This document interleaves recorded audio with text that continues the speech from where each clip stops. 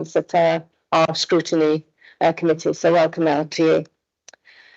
Can I remind members that please make sure when you are speaking that your microphones are switched on and that you speak loudly and clearly.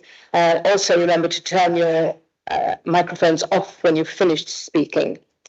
Those people who are joining by Teams can only hear if the microphones are being used. If anybody is struggling to hear speakers, please do raise your hand.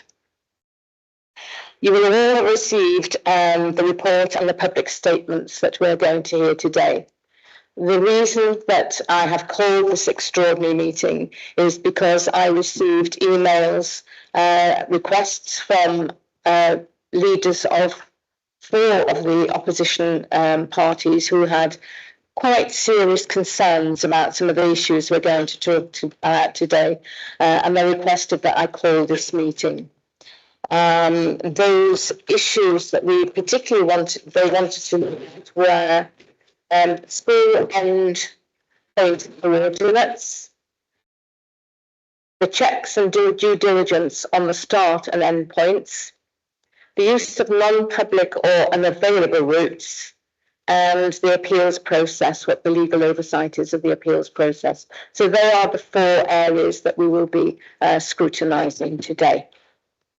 Thank you. So go on to item number 1, apologies. Do we have any apologies?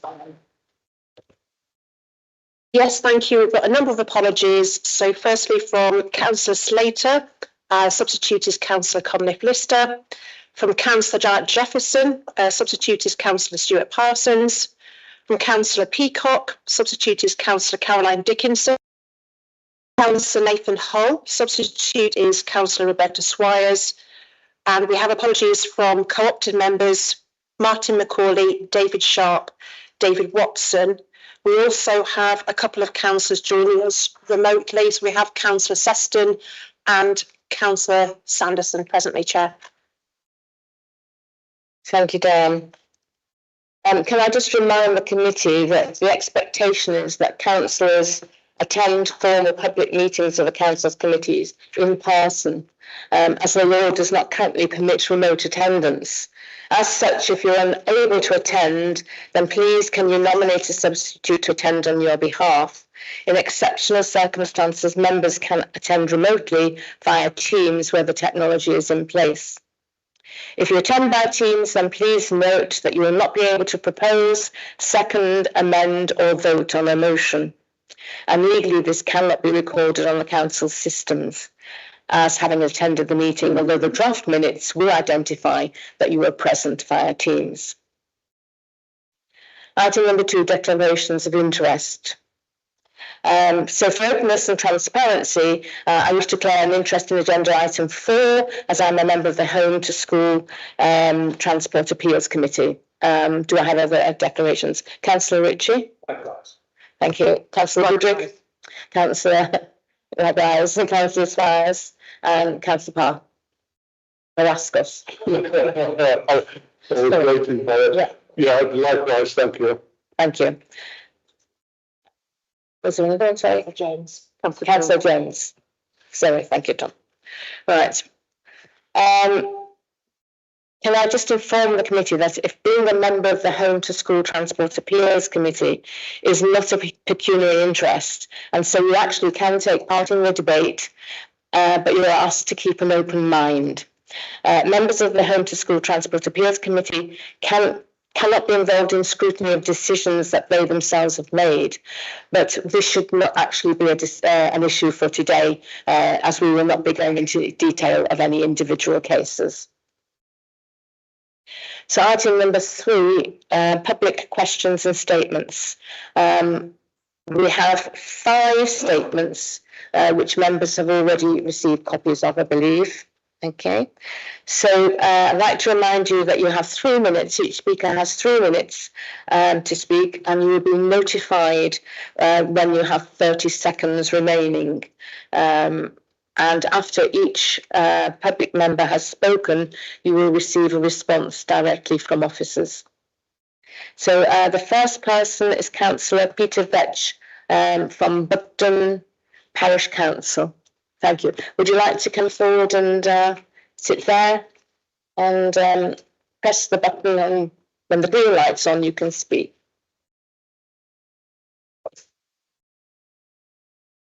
Good morning. I'm representing Buckden Parish at the top of Upper Wharfdale. Statutory guidance states that local authorities should act reasonably and in a manner that is fair and rational. An appeals process that meets these standards is essential to maintaining public confidence. The statutory guidance does not prescribe an exhaustive list of matters that can be considered on appeal in this case, aside from noting a small number of specific exclusions which do not directly relate to the policy itself. By contrast, the North Yorkshire policy explicitly restricts appeals to 4 defined grounds at the beginning of Section E. This approach means that any other exceptional or unforeseen circumstances may be dismissed solely on the basis that they fall outside the prescribed scope of the appeals process. By their nature, exceptional circumstances are difficult to anticipate. Excluding them from consideration simply because they do not fall within an approved list undermines the principles of rationality, fairness, and reasonableness required by the statutory guidance. My question is whether the Council's decision to explicitly limit the grounds for appeal in the policy was to ensure that most exceptional circumstances could be discounted without debate, whether it reflected in the deliberate intention to deprive remote rural areas of access to reasonable home-to-school transport, or whether it resulted from an inadvertent oversight that limiting the appeals process in this way would have the unintended consequence of excluding certain remote communities from such reasonable transport. Thank you, Councillor Vetch. You're going to respond, Daniel. Thank you. So thank you very much for your question. In response, the Council has a long-standing process via which homeschool transport appeals have been considered. This process remains compliant with the legislative requirements and the provisions of the Department for Education statutory guidance on homeschool travel. In accordance with this statutory guidance, the Council's appeals process considers factors associated with its decision-making about an applicant's eligibility and the arrangements made for home-to-school transport. Whilst the Council's appeals process has defined criteria upon which an appeal can be based, it does not consider that this restricts any appeal that is submitted, including those for families in rural areas. The appeals process provides that consideration is undertaken at both Stage 1 and Stage 2 as to whether eligibility for assistance has been determined in accordance with the Council's policy. It should be noted that the Council's homeschool transport appeals process is specifically established to consider the decisions made in implementing the policy rather than the merits of the policy itself. So in response to your specific questions, number 1, the Council does not accept that it is limited the grounds for appeals. Number 2, therefore, this does not prevent children from accessing home-to-school transport for which they are eligible. And number 3, furthermore, as is set out in part 4.2 of today's report, the Council's appeals process allows for families in all areas of the county to appeal against a decision relating to home-to-school travel eligibility, including where there are exceptional circumstances that would merit a departure from the policy. Thank you. Councillor Vetch, do you have a supplementary question?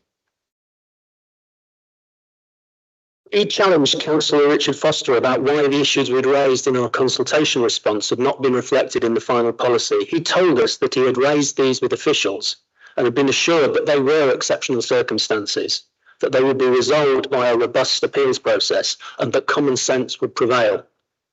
It seems to us this assurance was just untrue, wasn't it? Thank you. In response, if Mr. Vetch is happy to put that in writing to me, I will look into it, but I'm not aware of what he's referring to specifically. So, okay, thank you, Daniel. Thank you, Councillor Vetch. The next member of the public to speak is Terence Moran. Thank you.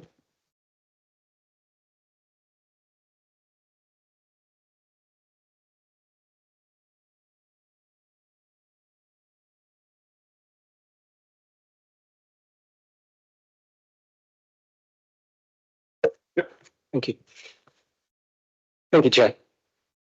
Members, we recognise the Council's financial pressures, but a budget deficit does not give permission to rely on a methodology that is physically impossible.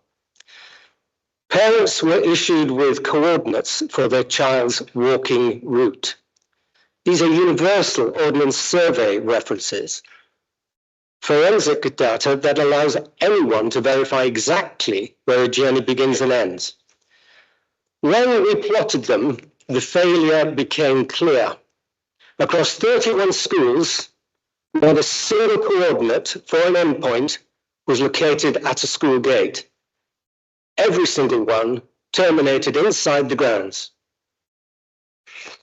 Even worse, every home route begins inside the physical structure of the house. The council's software cannot navigate to front doors. To reach the road, it simply draws a line from that internal coordinate straight through the solid masonry of the house. This is not just a technical quirk. It is a public deception.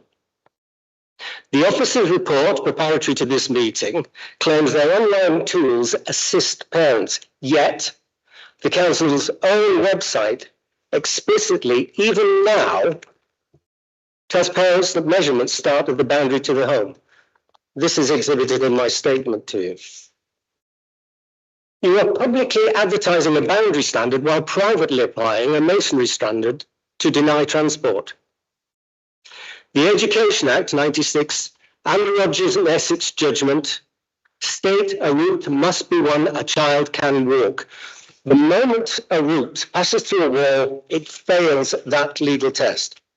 Visualize, if you will, for a moment, a child standing in their living room, facing a brick wall, told that their path to that school runs directly through it. The software ignores the laws of physics. It commands the child to walk through it. A route may exist on a computer screen, but if a child cannot physically walk it, it is a mathematical hallucination. If you would not ask your own daughter to walk through a wall, you cannot claim such a route is available to mine. The council has known about these deficiencies, and yet the only response so far has been a refusal to issue maps. This is indefensible. Measurements suitable for admissions do not translate to transport. One decides who goes through the school gate, the other decides who can safely reach it. To use an admissions tiebreaker as a statutory safeguard is to confuse a clerical ranking with a legal duty of care. Members, were you explicitly told when setting the policy that it would contradict your own website, begin inside the masonry of private homes, and fail to stop at a single school gate? Thank you, Mr. Moran. Response? Thank you, Amanda. Morning. Thank you for your questions about the methodology used by the council to determine the homeschool distances for the purpose of eligibility for assistance with homeschool travel. Sorry. I think that's If that's better. Is that better?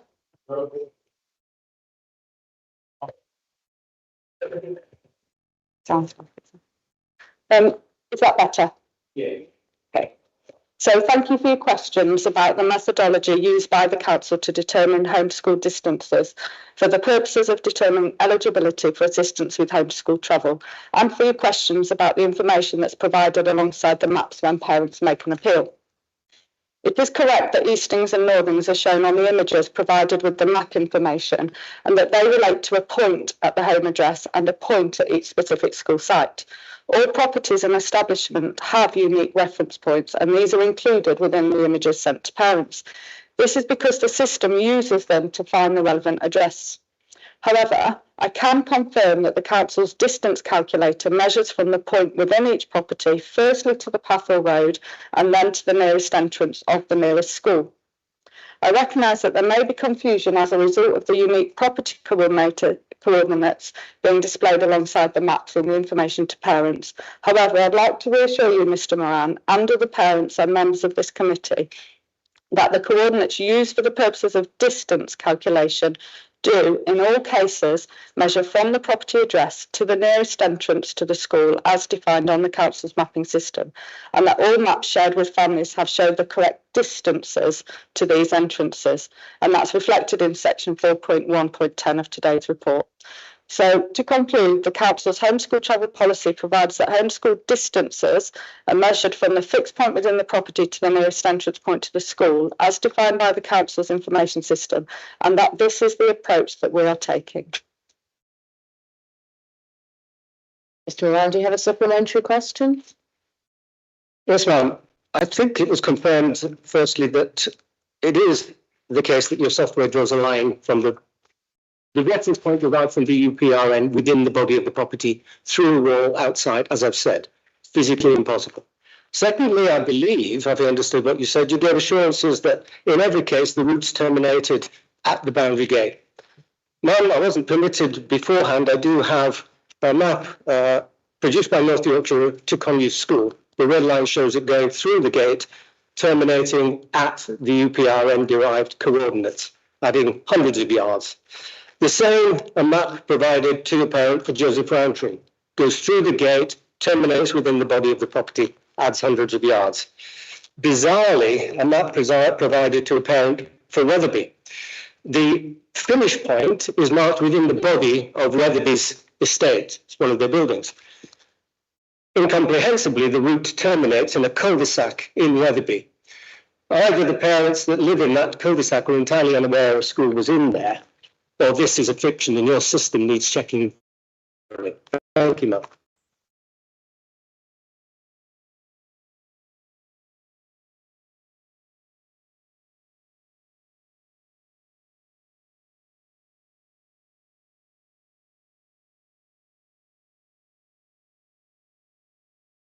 The next public speaker is Gary Young.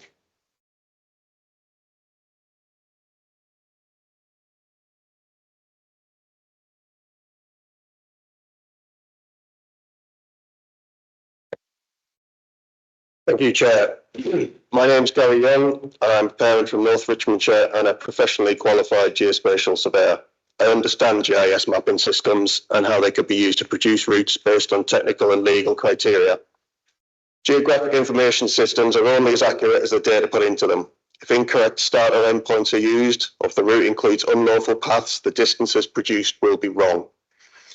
Having examined the data used in my own case and those of my neighbours, this is exactly what has been happening and is still happening. We're going to hear a lot about coordinates and start and end points, but there is another issue which must be addressed: the available walked routes being produced and the council's legal obligations around them. An available walked route, as used in the policy wording, is clearly defined in law as legal to access and safe to walk, accompanied as necessary. The council is responsible for maintaining a definitive map of the county. This is the legal record of public rights of way to which all other mapping refers. In our case, the route used to direct transport crossed 2 private farms and a private ford across the River Tees. There is no public right of way and never has been. After a 4-month ordeal and 2 hearings, our appeal was upheld, one of only a handful last year. The critical point is this: the same unlawful route remains in the mapping system and is still being used to determine which school is deemed nearest. This is not an isolated case. Councillor Goodrick knows firsthand that routes in her division involve crossing road barriers and 4 lanes of the A64. Elsewhere, there are routes already assessed as unsafe and MOD training grounds that have been wrongfully included. The council's defence is that children are not expected to walk the routes, so they don't have to be viable or safe. Where does it say that in the policy, or within the legal definition of an available route? It does not. An available walked route must be just that. An available starts by checking they are public rights of way that appear on the definitive map. These are not examples of one-off mistakes. This is a systematic failure to check and correct, revealing a serious breach of this council's legal responsibility. Email correspondence with the executive member and corporate director demonstrate the council's own confusion, dismissing their own chosen methodology, despite being alerted to this issue. They have failed to act. The council's own policy is absolutely clear and explicitly states that all distances will be measured by the shortest available walked route. I will end with a simple question. Given the council has been made aware that the routes being produced by its mapping system are not compliant with the council's own school transport policy, why is that system still being used, and why has no action been taken to correct it? Thank you. Thank you. You like to respond, Amanda? Thank you. Thank you, Mr. Young. Thank you for your questions about the mapping system and the walked routes as referenced in the Council's home to school travel policy. I hope the response to Mr. Moran's questions assure you that the policy is being correctly implemented through the use of the Council's mapping system. For many years, the Council has used the same mapping system to calculate distances between homes and schools. This has been for both admissions and transport purposes. The maps are also used during our assessment of safe walked routes for children who live under the statutory walking distances of 2 miles for children up to 8 and 3 miles over 8. Legislation allows the Council to decide how it manages eligibility for home school transport, and the Council does not use the definitive map as the route for this. The Council system utilises data provided by Ordnance Survey, and Ordnance Survey is Great Britain's national mapping agency that carries out the official surveying. Ordnance Survey provide accurate and up-to-date geographic data to the Council, and this is uploaded annually into the Council's mapping system and is used to support decision-making for the annual school admissions rounds and for the related transport eligibility assessments. This ensures that within any individual year, admissions decisions and eligibility qualification in the event that anomalies arise in the data that's been provided to it. And as I explained to Mr. Vetch, the Council's appeals process allows for families to appeal against a decision relating to their home school travel eligibility, including where there are exceptional circumstances that would merit a departure from the policy. So in answer to the specific question, the Council is satisfied that it uses compliant mapping data in its assessment of pupils' eligibility for assistance with home school travel. Thank you. Do you have a supplementary question? I mean, there are several comments I could make to that. A lot of things that are simply not true there. For example, the Ordnance Survey provides you with mapping of the physical features, but the Council is responsible for defining where right-of-way is. I've also mentioned that an available walked route is defined in law, so the route must be accessible. So if the routes you're providing are not accessible, they are not available walked routes, as you have said you are using.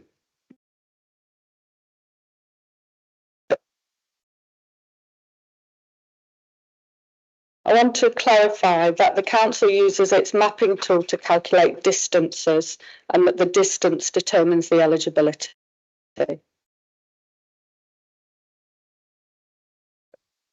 So the distance must be measured as an available walked route as defined in your policy. And you mentioned that the same system has been used for several years. What updates were made to your GIS system when you brought in this new policy, which changed the criteria of the route measurement? So within the PIR that's happening during this year, we are collating all of the information so we can provide a comprehensive response to all the queries around the mapping system, and we can go into more detail about this in that report. Thank you. No, sorry, I've already given you an extra one. Thank you, Mr. Young. Thank you. The next person is Victoria Rothwell.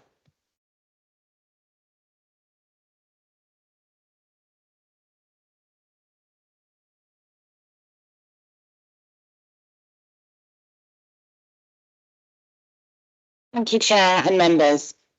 I'm a parent of 3. I'm also a qualified accountant with 26 years experience in strict budget control, audit discipline and fiduciary responsibility.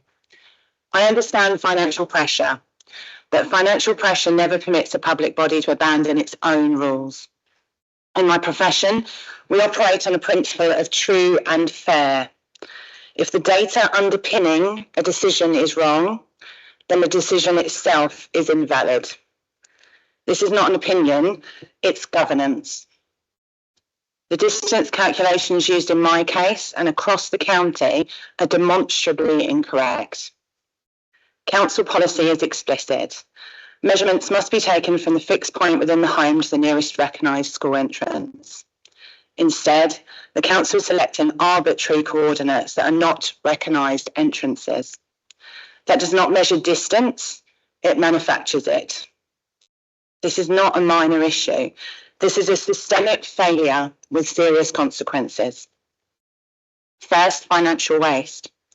By using incorrect data, the council is forcing hundreds of families into an entirely avoidable appeals process that drives unnecessary administration cost, officer time and legal expenditure.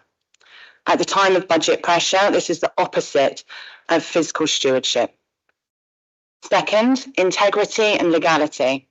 The council is charging families money, over £1,600 per year in my case, based on calculations that have been shown to be false and have not been corrected. In the regulated private sector, continuing to charge customers once a known calculation error exists would trigger an immediate action, possibly by the FCA. It would be treated as consumer detriment. Public bodies are not exempt from ethical standards simply because they're not FCA regulated. My personal duty was to challenge the council through the appeals process for my twins being denied school transport incorrectly. I evidenced that Tadcaster Grammar was in fact my nearest suitable school. My professional duty is to challenge false data, correct it, and prevent financial harm. Yet this council has chosen to continue using known incorrect measurement points months after they were evidenced. This is not error correction, it's institutional refusal. Worse still, the council is using a tool designed solely for school administration's tie-breaking to make statutory financial charging decisions. As an accountant, I can say this plainly, you cannot run a lawful charging regime on data that has never been designed, validated, or governed for that purpose. So my questions to this scrutiny committees are, 1, given this calculation errors are known, evidenced, and have been left uncorrected, why is the council still charging parents and refusing to investigate? Number 2, is this council so determined to deliver savings from this policy change that they're willing to risk wrongly charging parents for a service they are legally entitled to? Thank you. Thank you, Mrs. Rothwell. Response? Thank you. Thank you for the question about the council's mapping system and the charges for the paid for permits.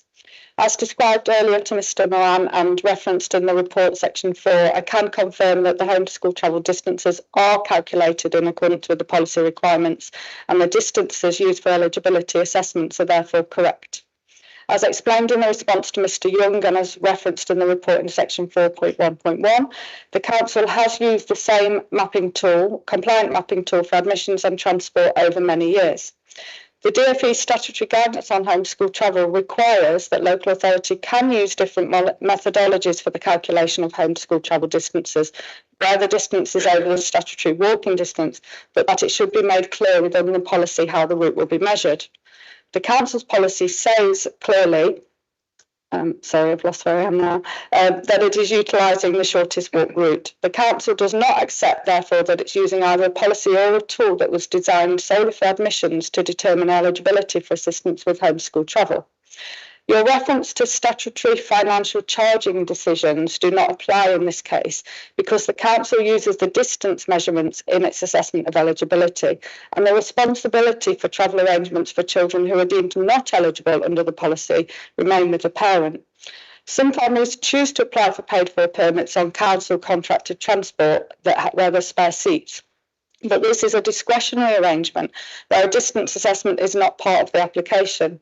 And as the permits are discretionary, parents can choose to opt in and accept the terms and conditions of the permit if they want to access the transport. So in answer to the specific questions, firstly, the council does not accept that there are errors in the distance calculations. And secondly, therefore, the council does not agree that they're wrongly charging parents for the school transport services. Thank you, Amanda. Do you have a I do, thank you. For one, I don't think there's any confusion on the fact that the measuring system is incorrect and not fit for purpose for the school transport system. It's been evidenced, it's there for everyone to see. So continuing to say that it's apparent confusion is distracting in this case. This statement for me is about risk. This council is ignoring high risk strategy in applying this policy. The refusal to acknowledge that risk early enough, where it will only be 11,000, your statistic, children that have been affected by it, is dangerous and shows bad governance, quite frankly. The longer it goes on, the more children, the more families you have to deal with the appeals. It's incorrect and it's not fit for purpose. The point of committees is you're not experts on everything. You bring in experts to look at areas where you're not. Why has the council not brought in experts in measurements system and mapping system? Thank you, Amanda. Do you want to respond to that? Or thank you.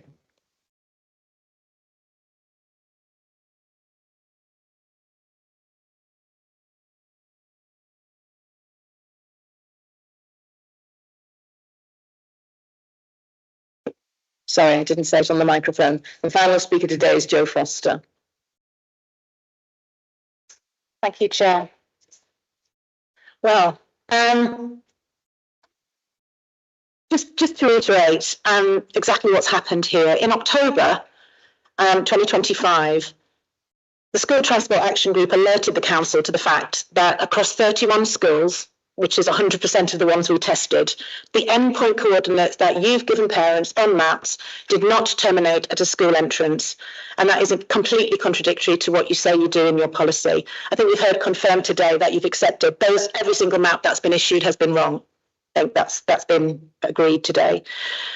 On the 5th of February, so more than 100 days later, the Executive Member for Education, Skills and Learning, Councillor Annabel Wilkinson, in a letter to a parent, attempted to explain away this discrepancy by claiming that the coordinates that were shown on route maps that the council issued to parents were not actually the ones that were used to calculate distance.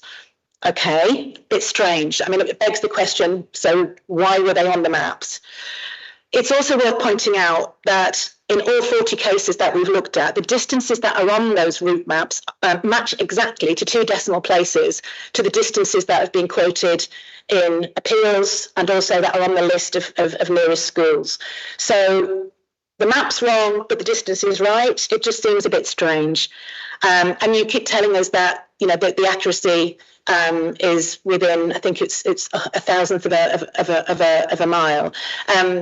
I think it's really important to say here that actually a lot of people have been told, have been excluded from free school transport based on metres, not on miles. So these small differences make a huge difference, £818 a year to a family, or the need to get in the car and take the child to school themselves.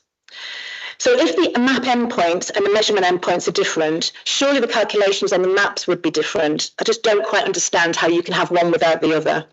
And I think kind of bigger than this whole debate really raises very serious concerns about transparency, about policy compliance, and about the reliability of the evidence provided to parents and to appeals panels, and actually to scrutiny panels.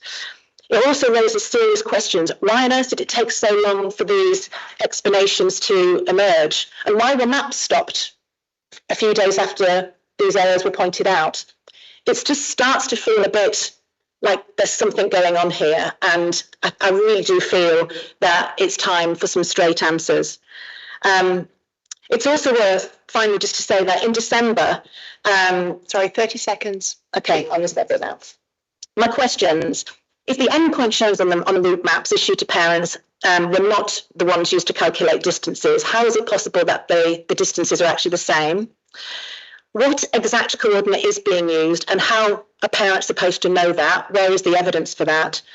And what can you do to prove that the measurement that you're actually saying is correct is correct? Because I'm not sure that people really are going to just take your word for it. Thank you, Jo. Amanda. Thank you. Thank you, Ms Foster, for your questions again about Council's mapping system and the information sent to families. So, as stated earlier, the Council recognises that there has been some confusion as a result of the unique property coordinates being displayed alongside the maps in the information sent to families. And I just want to clarify to councillors and to all of in the room, the image that is sent to families has some property information in text across the top and then the map. So the property information does show those coordinates relating to the property, relating to the school, as I described earlier, but the map relates to the distance and the route calculation. So although they show the property information in the text part of the image, the map shows the correct distance.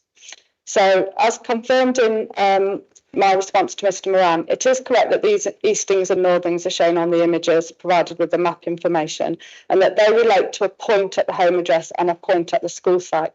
All properties and establishments have these unique reference points and these are included in the images. But as clarified, the council's distance calculations measure from the point within the property to the path of the road and then the nearest entrance.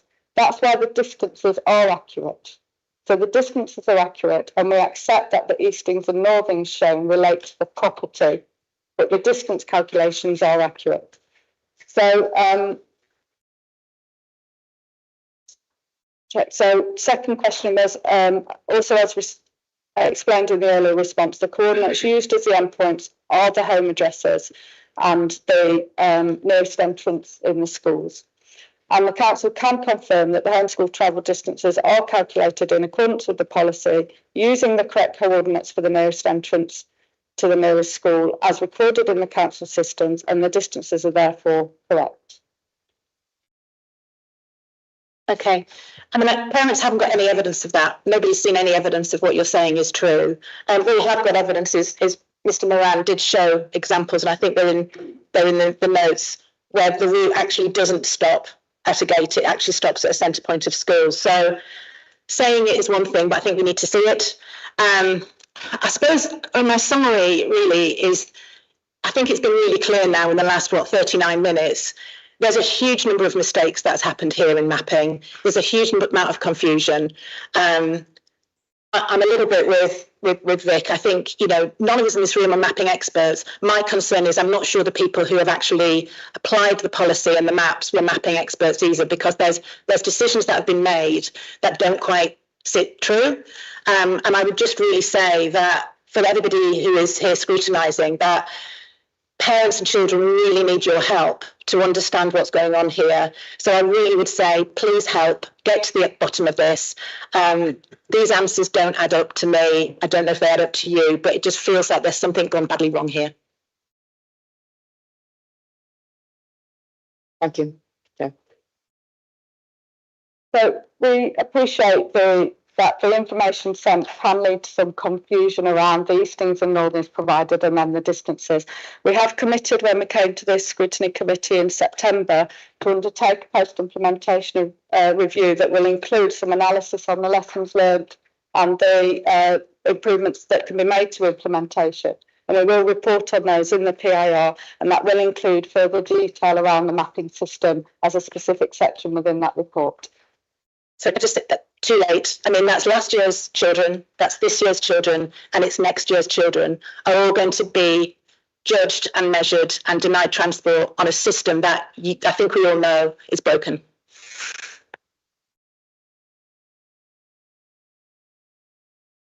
So thank you to members of the public for your comments and queries there. I would like now to move on to item number 4. The implementation of the home to school travel policy. I believe, Daniel, you're going to do this. Yes. Is that correct? Over to you. So thank you. I will assume that members have taken the opportunity to read the report. So I'll just do a quick run through some of the salient points. Clearly, the current homeschool travel policy was adopted by Council at a meeting of 24th of July 2024, and the support for that policy was reiterated at Council on 21st of May 2025 when a proposed amendment to the policy was put forward. Obviously, we've talked previously and at the meeting of this committee in September of last year that there is a policy, PIR, policy implementation review underway. That has started and evidence is being gathered. Clearly, the initial findings of that will be brought back to this scrutiny committee in due course. Once the evidence has been gathered, clearly it's a big job. There's lots of moving parts and it needs to be done thoroughly well and in a detailed manner and not with excluding any important data. So it will take a degree of time. The areas for scrutiny identified, there were 4 points that I believe were raised by some or all of the opposition group leaders. So one regarding the school end coordinates, another about the due diligence on start and end points, another regarding non-public or unavailable routes, and then the 4th and final one regarding the stage 2 appeals process and the appeals homeschool transport committee. You can see in section 4 there are the responses there to those points that were raised, so detail has been provided. Then with my statutory scrutiny officer hat on for the council, clearly as a scrutiny committee you have the ability to scrutinise matters. There's 2 elements to this. So one is to act as a check and a balance to the executive. The other is to be involved with policy development and again review and scrutiny. So in doing so, I'd encourage members today to think about what the end product of today's meeting is and where that should go and what action or what results you hope to achieve from this. Because again, scrutiny should be robust, it should be evidenced, and it should have clear recommendations for potential changes. In doing so, though, I'd encourage you also to be aware that we do have the PIR actually underway at the moment. So clearly running any in-depth scrutiny work alongside the PIR will actually divert attention and resource away from the PIR, as we previously discussed at the September committee meeting of children and families. What I have attempted to do, which is hopefully helpful to you as a scrutiny committee, is identify in section 5 conclusions about, particularly in 5.2, what routes you could possibly go in terms of taking this forward. What I would flag is because this matter was last considered at full council in May 2025, in normal circumstances, the 12-month rule would apply, by which the matter cannot be brought back to council until 20th of May 2026. There is a bit more detail in that. It does depend exactly what this committee decides to do and what detailed changes to the way the policy has been implemented or designed it wishes to bring forward. But at this stage, I would say to you that the 12-month rule applies. So the earliest that something can get brought back to council would be May of this year. And that's it. Thank you. Very happy to take questions. Thank you, Daniel. Okay, so we've heard of the public questions and we've heard the response from the officers. So now open to questions from councillors. Yes, Councillor. Thank you, Madam Chairman. I've been contacted by lots of parents, as I imagine many people around here have been. My luck and misfortune is that I've had basically everybody from Wensleydale and Swaledale contact me, but also from lower down the Swale area. And one parent in particular from Scrutiny sent me their map, generously provided by North Yorkshire Council, which didn't exactly have a very safe way to walk to school indicated on it, but the council didn't actually know where the school entrances were, and has only recently contacted schools to find out where they were. So the map sent out had children travelling perhaps 350 metres further than they needed to from the nearest entrance to their home, and also had them walking through the very busy exit from the school car park, but that was deemed to be safe. Now, how North Yorkshire can establish a policy without knowing where the exits are on all of their facilities is quite blindingly stupid, excuse me, and how they can then judge people's appeals or anything else without knowing where these endpoints really are, as opposed to where they'd like them to be, is beyond me as well. So I would like somebody from Amanda's team to answer, why did you get those coordinates and distances so terribly wrong, which meant that children from Scrutiny ended up being sent to Rysdale, when in fact from the true entrances to the school, they would have all been able to go to Richmond School, which is where the parents wanted them to go. So quite frankly, people from that part of North Yorkshire are literally furious that this council published information and data which was wrong, sent their children to a school that they did not wish them to go to. And I've got nothing against Rysdale, don't get me wrong, they have improved massively. But their choice was hampered by the incompetence of North Yorkshire's mapping and information provided to those parents. And that is not acceptable. So I think the first thing we need out of this meeting today is a blanket apology to everybody that has been affected by this policy. It has been clearly shown that it does not stand up to scrutiny, and that's scrutiny by the people most affected by it. There's another element here, is that if what we've heard from the members of the public is true, and I've no reason to doubt it, then we are charging people wrongly for getting their children to and from school.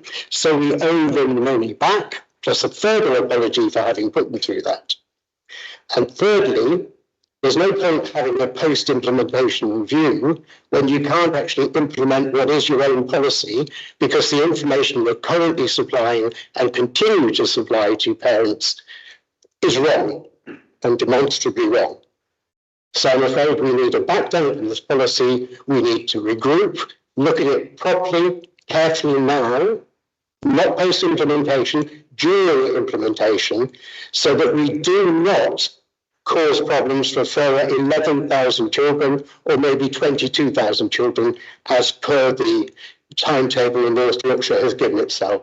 We are wrong. It needs completely looking at now and sorting out immediately. Thank you. Thank you. Councillor Lamb. Thank you, Chair. I myself in one of my villages have had a query from a parent about the safety of the walk to school route. I immediately contacted an officer who assured me that they will do a walkthrough to assess that within the next week or so. I think that would be a reasonable way to address it. Also, much of the stuff said from the public is about walking routes and about the technicality of 100 yards here or there. But surely this could be addressed in a few ways. One, by the ombudsman, if it is technically the wrong process. I understand 10 have already gone to that, and 2 of those have been dismissed. The other thing is using the figures you gave us on appeals. And we've got a wide variety of the appeals committee here today. And finally, we need the data from the PIR. And that can't happen immediately. It's an ongoing gathering of information, finding what the problems are.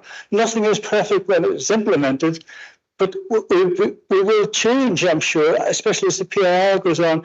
And as a committee, we are expecting an interim report on how the PIR is going around about May. And it will change one way or the other by September, we hope. Thank you.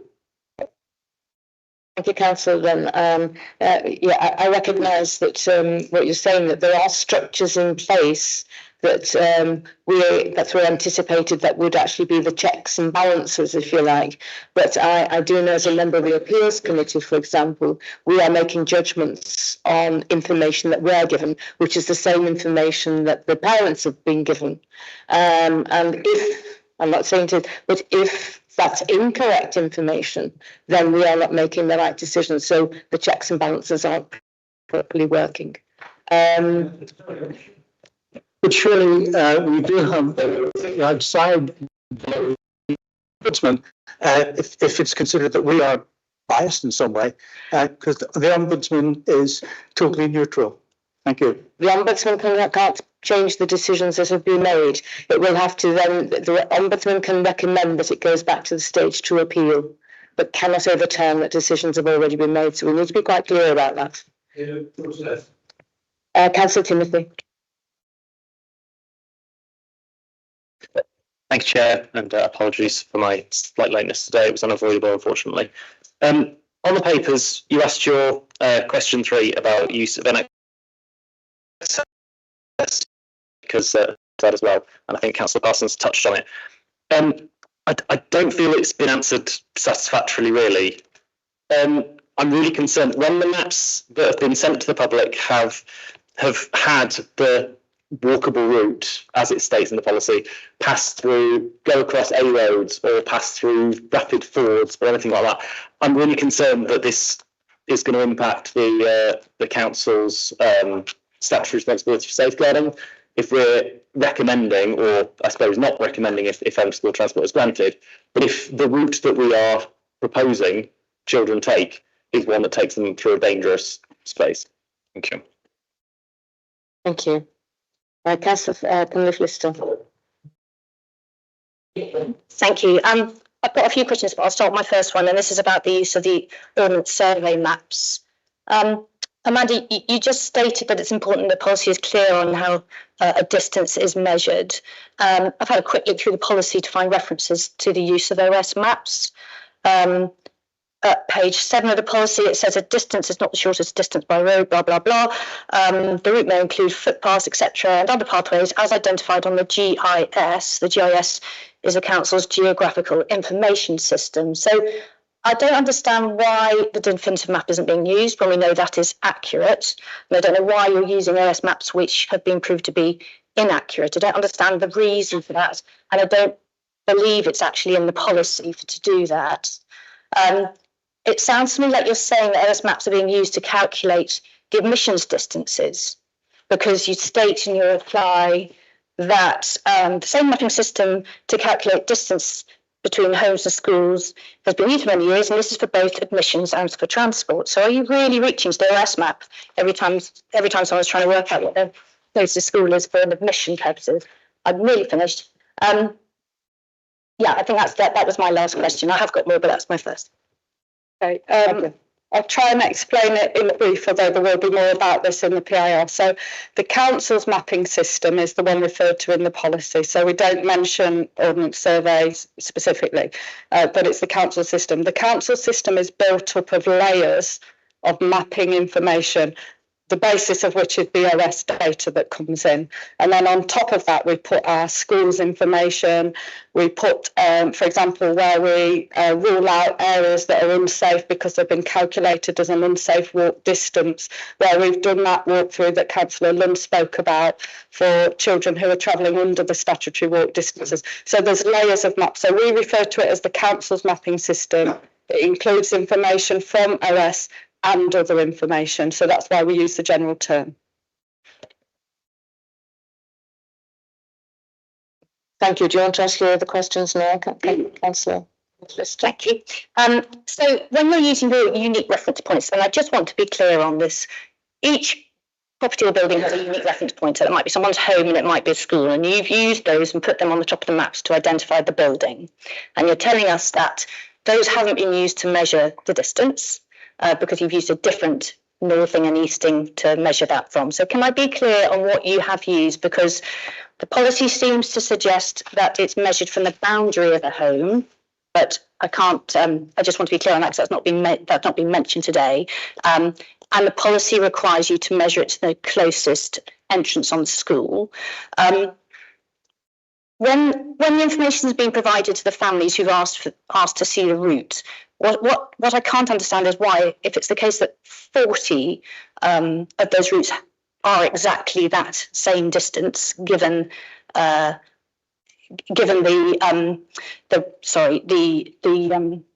unique reference point, are you saying by some random freak freak coincidence, the unique reference point happens to be the entrance to the school, the closest entrance to the school for that to happen.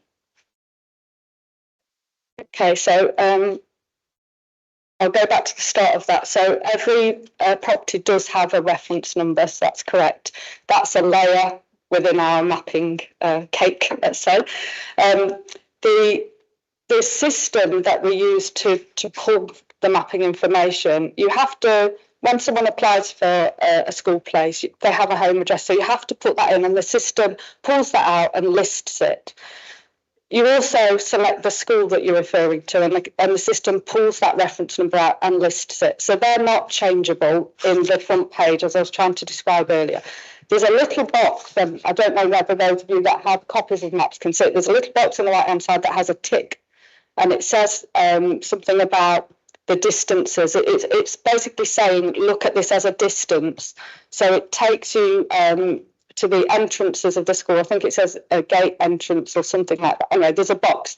So what that does is it takes the distance from the home property, which is that reference coordinate, to the nearest road or path, then along the network that's in the mapping layer that we've got, and then to the entrance of the school. So for every school that we have a set of coordinates for every entrance. And they might be referred to as entrance 1, 2, 3, 4, and they're used for different purposes in schools. And the distance calculation picks the nearest entrance, and that's in another layer of the map. So the distance does use the coordinates to the nearest entrance, not the middle of the school, but it does take it from the home property address. Yes, it can. So just to follow us up, because I'm just picking up on one of the questions raised by a member of the public today, is the type is very small. It says the distance will be measured from the boundary of the home. So I think that is on the council's website, that screenshot. The actual policy says when deciding on eligibility from for assistance with transport, the measurement from home school will be taken from a fixed point within the property to the nearest entrance point, not always the main entrance, to the school, following the nearest available walk route as defined by the council's geographical system. So we know that the policy is right by saying it's from the fixed point in the property to the nearest route. I realise on the FAQ it's been highlighted to us that it says boundary rather than property, but it is taken from the property, and that's the information that's been shared. And it's this feedback during the implementation that I think we are, as Daniel said, we're gathering in and reporting on the PIR. Those corrections need to be made where we've tried to be helpful and provide additional information, but I am confident that the policy describes it in the same way as the operation of that mapping tool. So what final questions? What are you going to do then about the schools where you measured a distance when you didn't know where the closest route, the closest point of entrance was? What's going to happen to them? So as we've answered in other council meetings, I don't think this committee is another one. We did, through the appeals in the summer last year and into the autumn, find out that there were some gates that had been put in since the map had been updated. And we haven't necessarily got that information from schools. So what we've done this year, as one of the speakers said, is we've gone out and contacted all schools. We've asked them to identify on a map, sort of zoomed in really closely, where their gates are, whether they're used for pupils, for access vehicles, staff car parks and so on. And we are receiving that back from schools during the year. We're uploading it onto a new mapping layer, and at the point on the 11th of September this year when the map is updated again, that layer will replace the existing layer and will show the up-to-date information. That's not answering my question, but it's useful to know. But my question is, what are you going to do about the schools and the families who were given the wrong measurements, the wrong distances? So we don't, I think it's interpretation of the word wrong.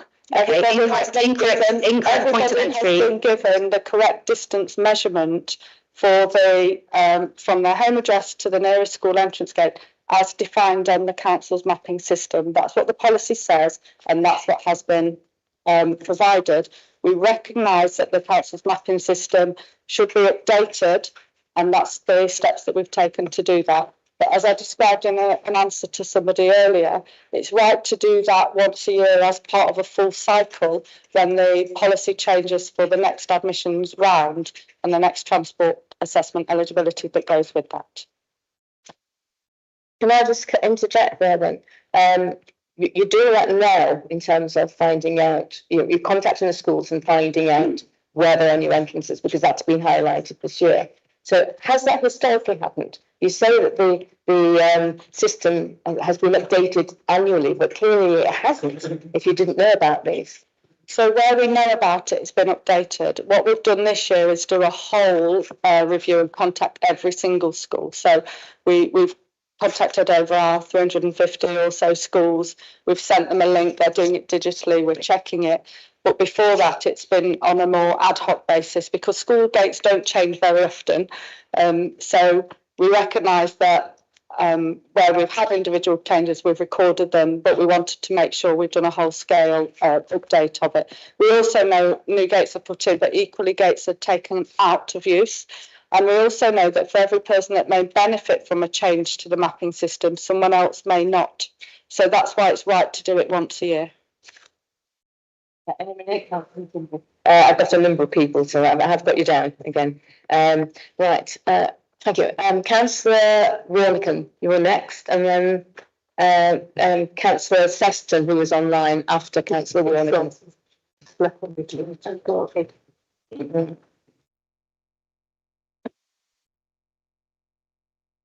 Thank you, Chair, and thank you for allowing me to speak. I'm here basically because on the ground, the people that I represent are going through a process which they feel is unjust and unfair, and also confusing. The question I'm really wanting to establish is why haven't we got clarity within the way we describe how these calculations are made? Because if you look at policy, and then if you look at item 4.1.10 in today's report, and you look at website, you've got 3 different terminologies to describe the process of establishing distance. And is it any wonder that members of the public and families are getting confused? Also, I think we need, as an authority, to say that at some point we have to hold our hands up, and if we're getting it wrong, let's not get it even worse by treating families as if we know best.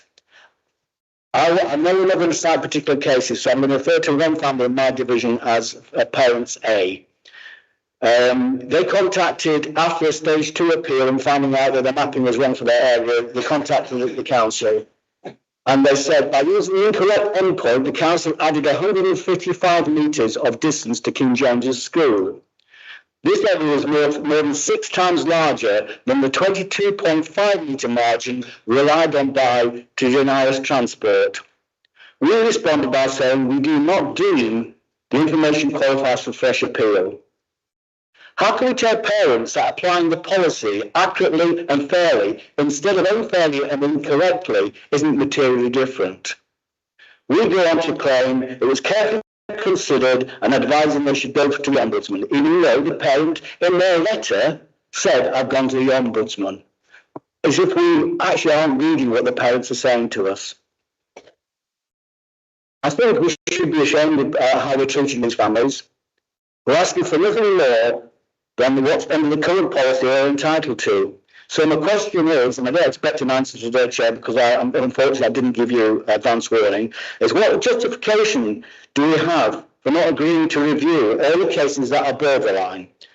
And morally, ethically, and probably legally, how can we continue to charge for the transport knowing that free transport is actually entitled to those families under current policy if it's applied correctly and accurately? Thank you. You want to respond to that? If Councillor Warnicombe wants to send details through of Parent A, then I can have a look at it. I think in terms of the responses we make about referral to Ombudsman, I think we have to write that when we are turning down an appeal. So I think that's part of the standard response. Even if somebody has already told us that, I do think we are required to do that. And again, I've mentioned that I do think we've recognised there's some areas where we can be more clear on the references, as I said to Councillor Lister. around the distance calculations, and that's what the post-implementation review work allows us to do. And we will be making changes at the point of update. We are doing some work on the council's website at the moment, and on the 24th of February it will be updated. We've got some video explainers that will be available to families again to make it more straightforward. So we are learning as we go, we are changing as we go, but I suppose it goes back to the taking place during this academic year. We are learning from this round, and we are making improvements to implementation, but I do stand by the fact that the policy and the way we measure distances are aligned and are therefore compliant. Yes, thank you for that, Amanda. Unfortunately, you know, while we're waiting for the PIR, there are families that are actually being affected by this. Dr. Carol Taylor, you're next. Thank you. I understand that this policy will be reviewed, but I urge that this review is carried out with some urgency, because this policy has not got the confidence of sufficient parents. It's an issue for schools and school governors. They're having to deal with and defend a policy that they find hard to understand. I sometimes think we've lost the bigger picture. North Yorkshire is unique in England for its dispersed rural communities, and rural connectivity is a real issue for our county, and it ought to be a priority because of our unique location. We've ended up in the past 10 or 15 years that I've been on this committee seeing a spiral of decline of rural schools. Rural schools are closing, and this for various reasons, and this adds to cost of home to school transport. And this policy is putting further pressure on many rural schools because it is suddenly changing the school numbers at short notice. And schools don't have sufficient robustness these days to cope with these sort of shocks. So this policy is adding to a spiral of decline. It puts pressure on local schools, and we'll see further closures, which will only add cost to home school transport. So I would urge that the reviews that you bring them forward and just look at this in the wider context and add a degree of flexibility to your policy. Some schools on the edge of the county do not have the chosen routes do have safety implications, and I don't think these have been fully taken into consideration. A degree of flexibility would actually remove most of the issues that we've been hearing about today. Thank you. Yeah. Councillor Poskett, you're next. Thank you, Chair. I don't actually have a lot to add because everyone else has spoken really eloquently, but I wanted to just say, firstly, thank you to you all. The work and the tenacity and the passion you put into this and the information you've brought for us is just really, really helpful. So thank you to you. I also want to say, I can't speak on behalf of the council, but I'm really sorry. I'm really sorry for the stress this is causing so many families.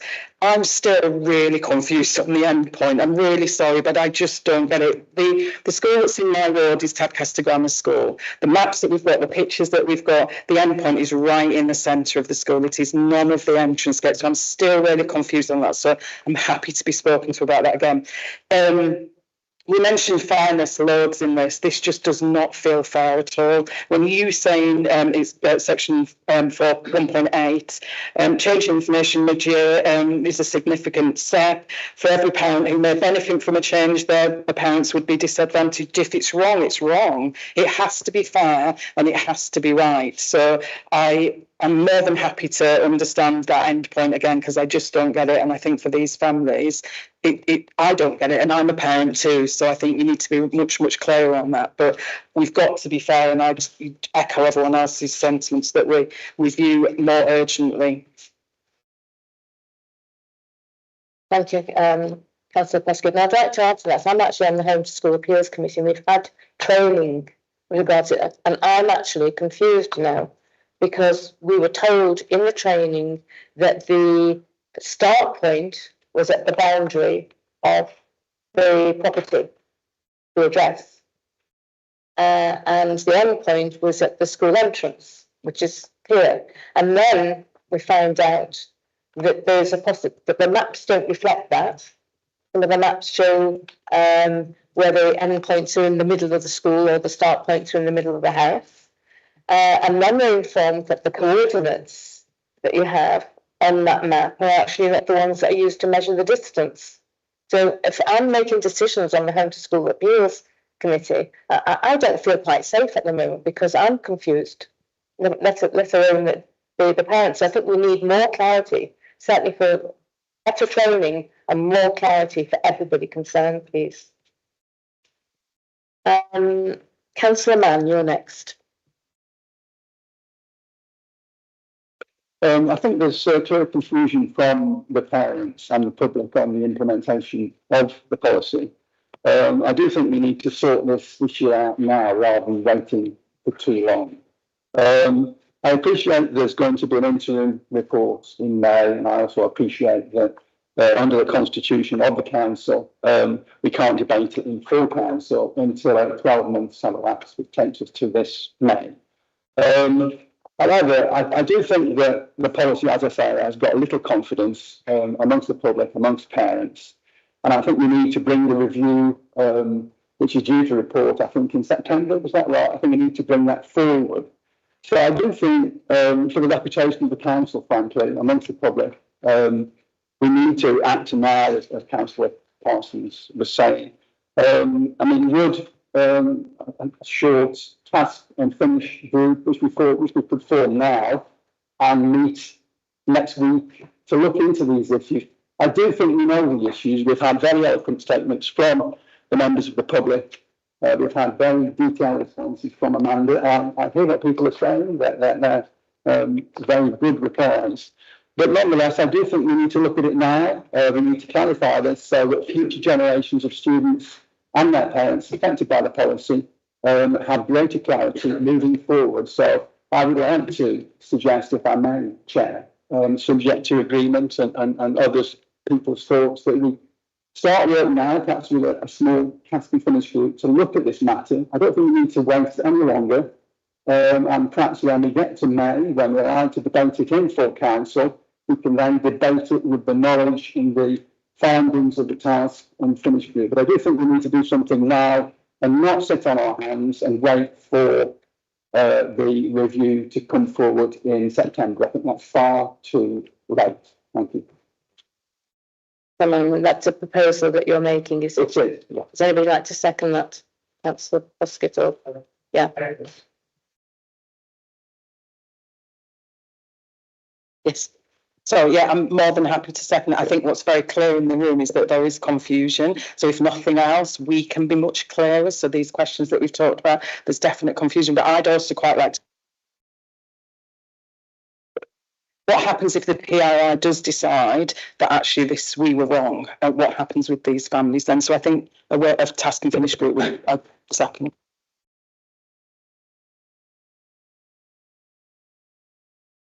Councillor Timothy, you're next, and then Councillor Foster. Thank you, Chair. I've just...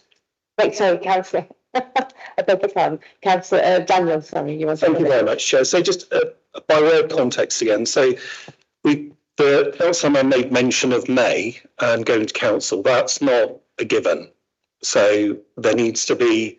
This committee needs to come to a conclusion about how it wants to progress, whatever its concerns are, and where that product from your deliberations actually goes. I would refer back to my previous comments, which is at your September meeting, you voted against actually having a subcommittee of this group to run alongside the post-implementation review. You decided against that previously on the basis that there was an implementation review underway, and it would undermine that process and pull resources away from it, potentially causing further delays. There will be engagement at members' seminars. And obviously there is ongoing engagement from colleagues in CYPS with this committee. So there are many opportunities to engage meaningfully. But again, I would refer you back to your previous decision at your September meeting. Thank you. Thank you. Councillor Timothy. Thank you, Chair. I've just got another question for Amanda. There's been a lot of discussion of fairness and making changes once per cycle and the rest of it. But if I'm right, and I may not be, admissions and homeschool applications happen at different times of the year. So if we only review the mapping at this when the homeschool appeals cycle, does that not affect families who are applying now for September 26 entry who might be using the homeschool information to inform that choice? Sorry, I'll leave it on. So applications for September 26 entry have already come in. So in autumn term for secondary, and then it runs slightly into spring for primary children. So they're already in the admission cycle. We'll have National Offer Day at the start of March for secondary, and then the start middle of April for primary. And after those two National Offer Days, we will then go through an assessment process for those whole cohorts based on the map that is already published, that was updated in September, the night before they open that admissions window. So the map that is online now is for the families that are going through this academic year cycle. We will then assess eligibility following the National Offer Days in March and April, and we will communicate with families in May and June on the outcome of their transport eligibility for secondary and then primary. And so they will be using this current system. The school entrance information that I spoke about earlier that's been updated, that will run an update in September, so that when the new cohort apply in September 26 to start in September 27, they will be assessed for admissions and transport under the updated mapping layer.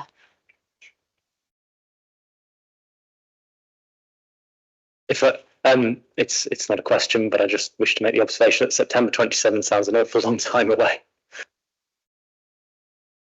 It will also apply to any in-year applications that come in from that date in September, because as well as the bulk admission rounds, we do with a lot of in-years. So the policy is composite policy of admissions and transport. It's published every year on the 12th of September, and it applies from that point onwards until it changes the following year.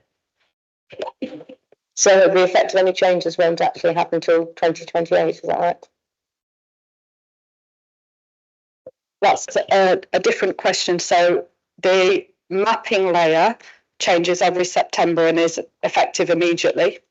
If you're talking about September 28, I think you might be making a link there to a potential policy change. So if in the autumn this year, when the PIR comes in, it recommends any policy changes, they'll have to be costed out, consulted on, and go through the normal democratic process that would then lead to a policy change, which is also published on the 12th of September and would therefore be September 27 published, to take account immediately for in-year applications, but for the bulk admissions, it would affect the ones starting in 28. So yes. Okay, yeah, sorry for that confusion on my part. Yeah, you're right. I'm not talking really about policy change, but certainly about any changes to the implementation will take effect in the following year. Is that right? No, changes to implementation take effect immediately. So for example, through the PIR work that we've started, we've had some learning around communication. So we've already updated letters. We've already changed the information we send out to schools last autumn based on the autumn before. We're updating the website. Those things happen in a live basis, but the maps and the policy change in September. The map takes immediate effect. The policy applies to people who are applying but may not actually start until the following year. Okay, so any parent who is perhaps affected by something that we find is possibly through the PIRs, has possibly not been, has been charged when they shouldn't have been, that change will not take effect till the following year. Is that right? If a parent has a paid for permit now, that's on the basis of a decision that's been made during this cycle. That permit will expire in the summer anyway, and they will have the chance to reapply for a permit next year. That's a discretionary and is opt-in, so isn't directly related to the policy itself. It's a slightly different policy, the paid for permits is. Councillor Foster.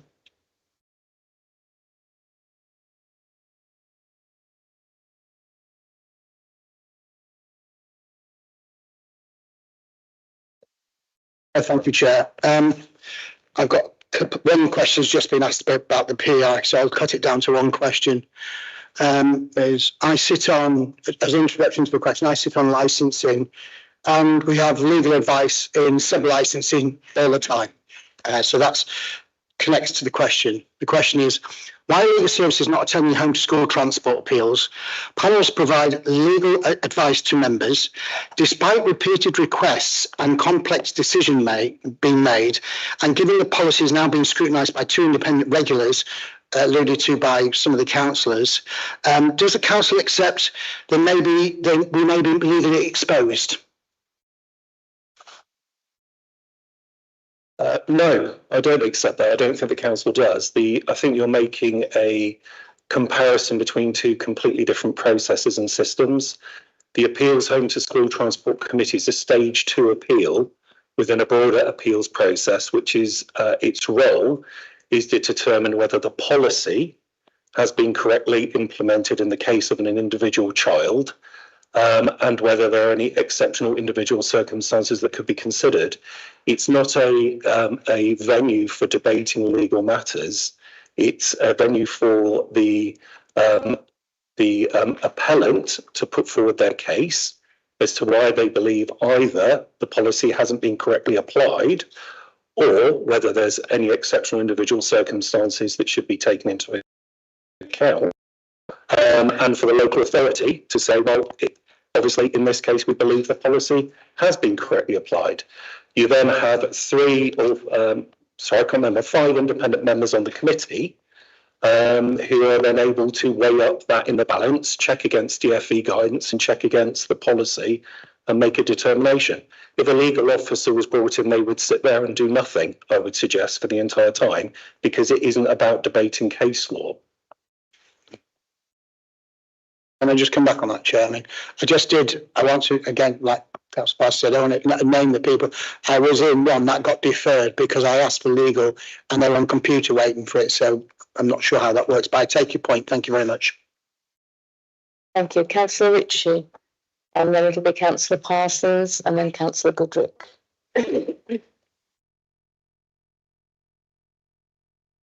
Thank you, Chair. I'm one of those councillors who voted in favour of the implementation of this policy back in 2024. And I did so on the basis of the information that I was provided with and the knowledge that this council was facing severe financial challenges. As has been pointed out, we are not experts. Most of us are lay people applying our experiences in the best way that we can, honestly and openly.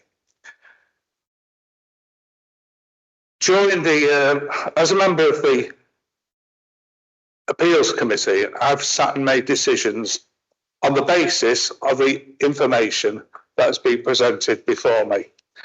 And if I am now told that some of that information is inaccurate, I think it's perfectly reasonable to question the challenges that have been made to us this morning. I've been impressed by evidence from the questions from members of the public, particularly the evidence provided by Mr. Young and Ms. Rothwell. I'd like to ask if we're really confident, Amanda, that our local authorities we are right about things, about the decisions we have taken. What would be wrong with asking an independent body to examine the system that we're currently employing in relation to the mapping situation, and how would doing that slow down the public information? How would that slow down a review?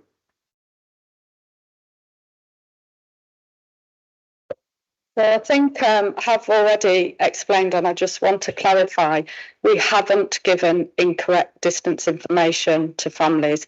What we have done is put information that contains coordinates that relate to properties, but the distance information that is also on there is correct.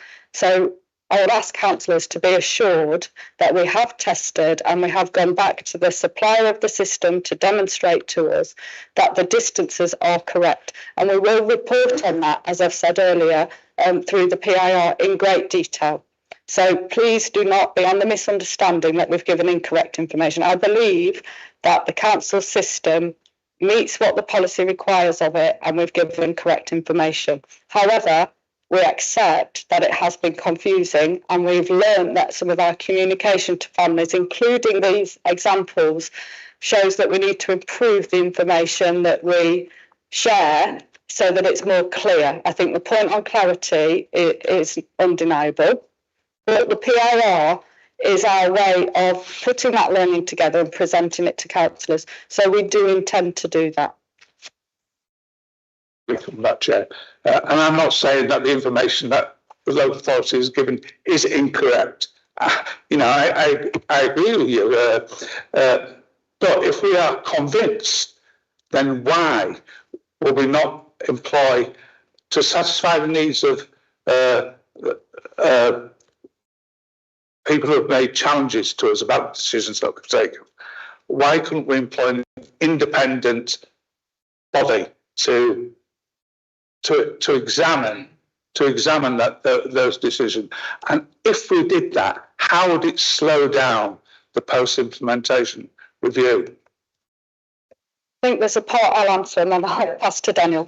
So I think we've accepted that there's learning, and the offer of the post-implementation to review allows us to do that. It allows us, as officers and those that are involved in the policy across lots of services, as I explained at the last Scrutiny Committee meeting, we have legal colleagues involved, we have technical IT people involved, finance, there's lots of different teams involved in this. We've come together as a group that are undertaking the PIR to pull all of this together and to provide that explanation. And where there is learning that needs lead to in the way the policy is communicated or implemented without a change to the policy itself, then that will happen as the learning comes through. I think publishing that PIR will allow councillors and the public to see that level of scrutiny, and the transparency of all of that information in one place will be helpful. If councillors then decide something more independent is necessary, I think that is for councillors to decide. But as it stands today, officers are putting that information together. We're not saying that everything is perfect. We're saying that the data is correct, but perhaps the way it's communicated could be improved. And that's the sort of thing we're working on. And if I can add as well, I think it's important to reassert that there is a two-stage appeals process. So stage one, and then if parents and carers aren't happy with the outcome of stage one and believe something has been missed or overlooked, they could go to stage two and provide additional information again about the implementation of the policy and any exceptional circumstances. If they still remain unhappy and they believe there's been some form of maladministration, they can go to local government ombudsman. So parents and carers have multiple opportunities to be able to register concerns they have with the methodology or any other aspects of the way that they feel that their case, individual case, has been treated. The number of appeals as a percentage of the overall number of parents and carers and children dealt with is very, very small, and it's easy to lose sight of that, but it is small. The number of cases that we're aware of that have gone to the Ombudsman, again, is very, very small. And also, I would like to reassert that the information that goes to those appeals processes is correct. So all members and members of the public should have faith in the conduct of those appeals processes. Councillor Ritchie. Just very, very quickly come back and say, there's no way I've suggested that the information that the local authority has supplied is incorrect. Councillor Parsons. Madam Chairman. We do have a big problem here because obviously parents have lost trust in the system and the way it's been rolled out and explained to them. So firstly, how can we say that the distances are correct when we didn't even know where the school entrances were? And I gave you the example of Scrutiny to Richmond. But if you'd actually had the correct address and entrance, then those children would have been allocated to Richmond School, not to Rysdale. So you did not have the correct information available. Can I also ask, how can you be sure that you've been around every school in North Yorkshire asking where their entrances and exits are? Because Richmond School, for example, you asked lots of other schools in Richmond where their exits and entrances were. You didn't include Richmond School. They had to come to you to say, please, can you consult us? And how many other schools were missed off in that process? I just don't really have any great trust in what is in place and what we are saying to people, because we have evidence that it's wrong and has been wrong. And Richmond to Scrutiny is the prime example of where, had we done our homework first and got the entrances to the school before we implemented things, then we would have sent children to Richmond School, not to Rysdale. And you, no matter what way you come up with it, you cannot refute that, ever. Yeah, thank you. I just want to go back to something you said earlier, which was about parents, their children not being allowed to go to schools, or some reference about being told where to go to school. It's always parental choice of where they applied for a school place. So I just want to remind everybody about that. However, we recognise that many parents do make choice of school place based on whether they will have access to transport eligibility. So just want to point that out. Secondly, we have assessed eligibility for transport using distances to entrance points that are defined in the council's mapping system. And that is what the policy says we will do. So we are doing what the policy says we will do. In implementing the policy, we have learned through the appeals process, and that is, a benefit of the appeals process. We have learned that there are some entrances, Tadcaster Grammar was one, Richmond was another, in a few cases where there are new entrances or entrances that aren't marked on the council's map. For that reason, we have contacted every school, and we have a list of every school, and we are checking the returns of every school. So if Richmond didn't receive the first email because it's gone to an address that has been monitored, or for whatever reason that hasn't come up, firstly, I'm not aware of that. But what I am aware of, many schools replied straight away. Before Christmas, when I checked which schools hadn't replied, we'd got about 70 still left to do from, well over 300 schools. So we are chasing up the ones that haven't replied. We're making sure that every school has had the opportunity to do that, because as I said earlier, we're doing a whole scale update of all of the entrances for all of our schools.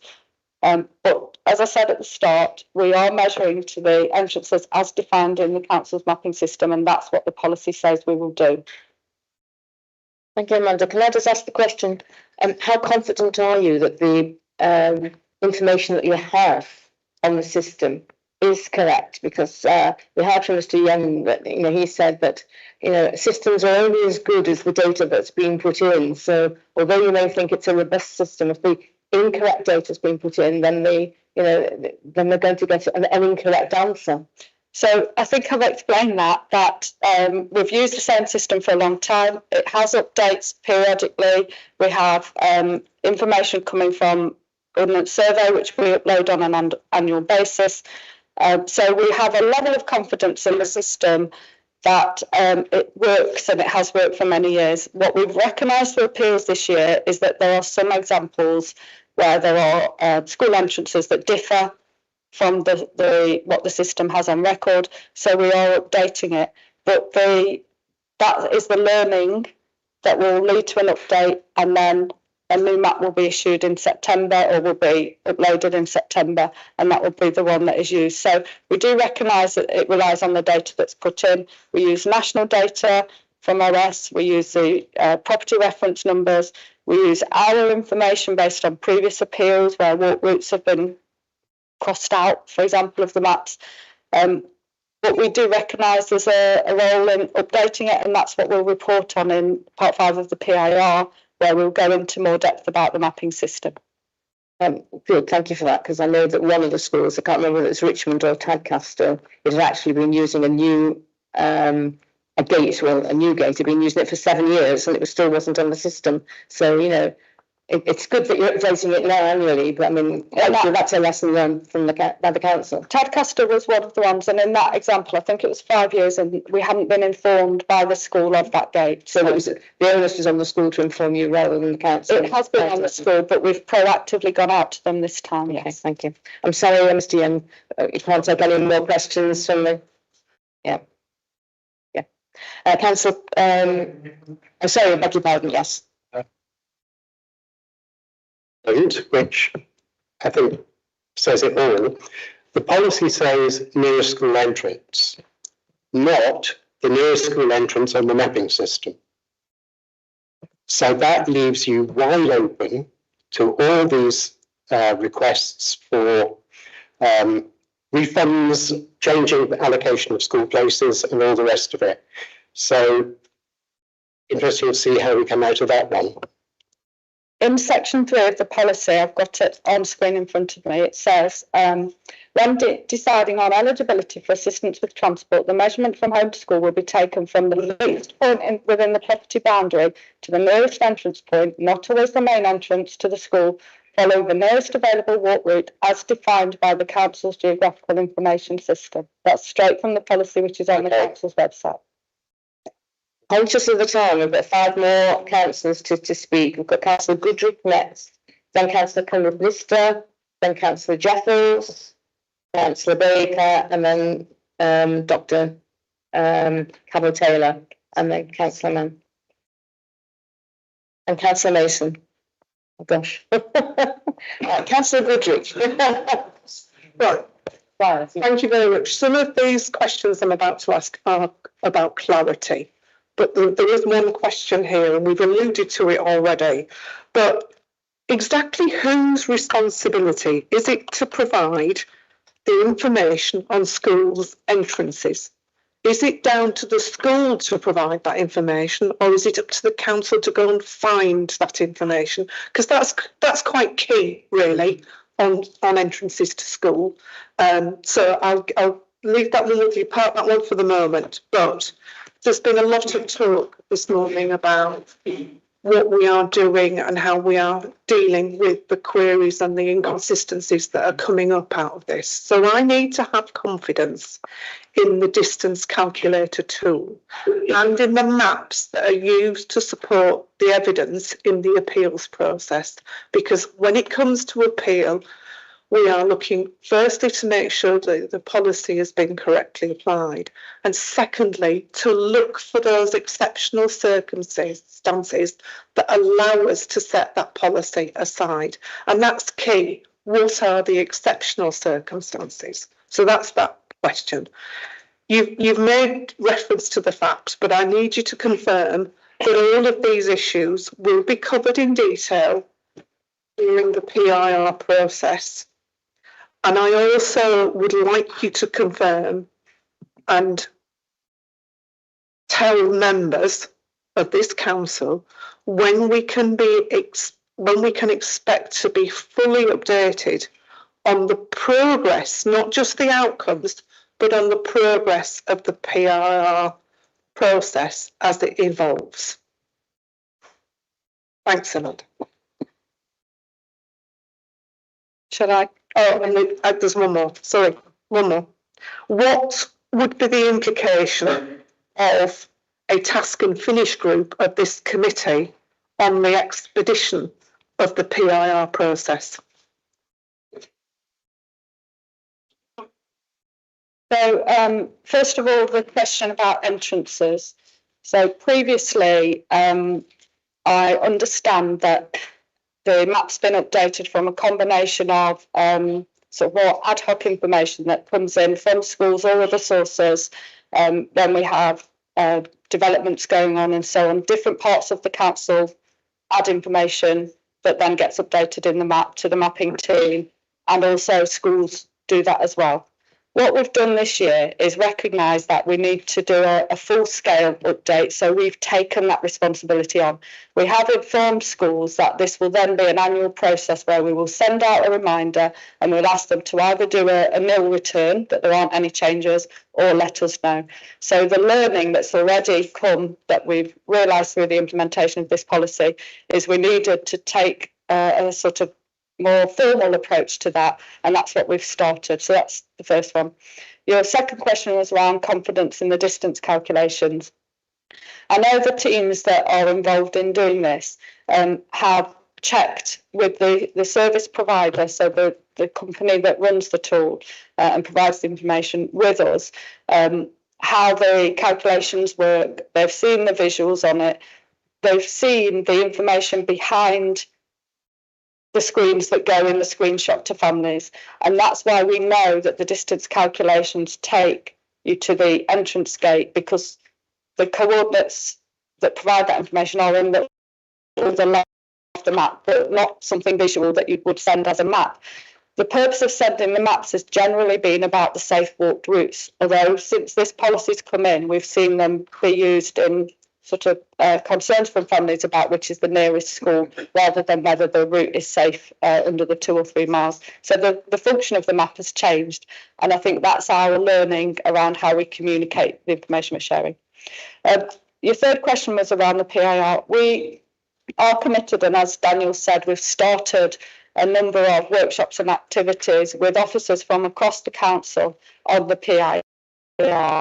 And we have, you've seen the scope of the PIR at this previous committee in September and agreed that we are taking some areas in more in-depth focus, and they will have appended reports that are specific. The mapping system is one of those. The appeals process is one of those. Our communication with families is one of those. And that's because these are the areas where we think there's more learning and we want to be open and transparent. So yes, I can assure you that this particular issue will be covered in depth in the PIR.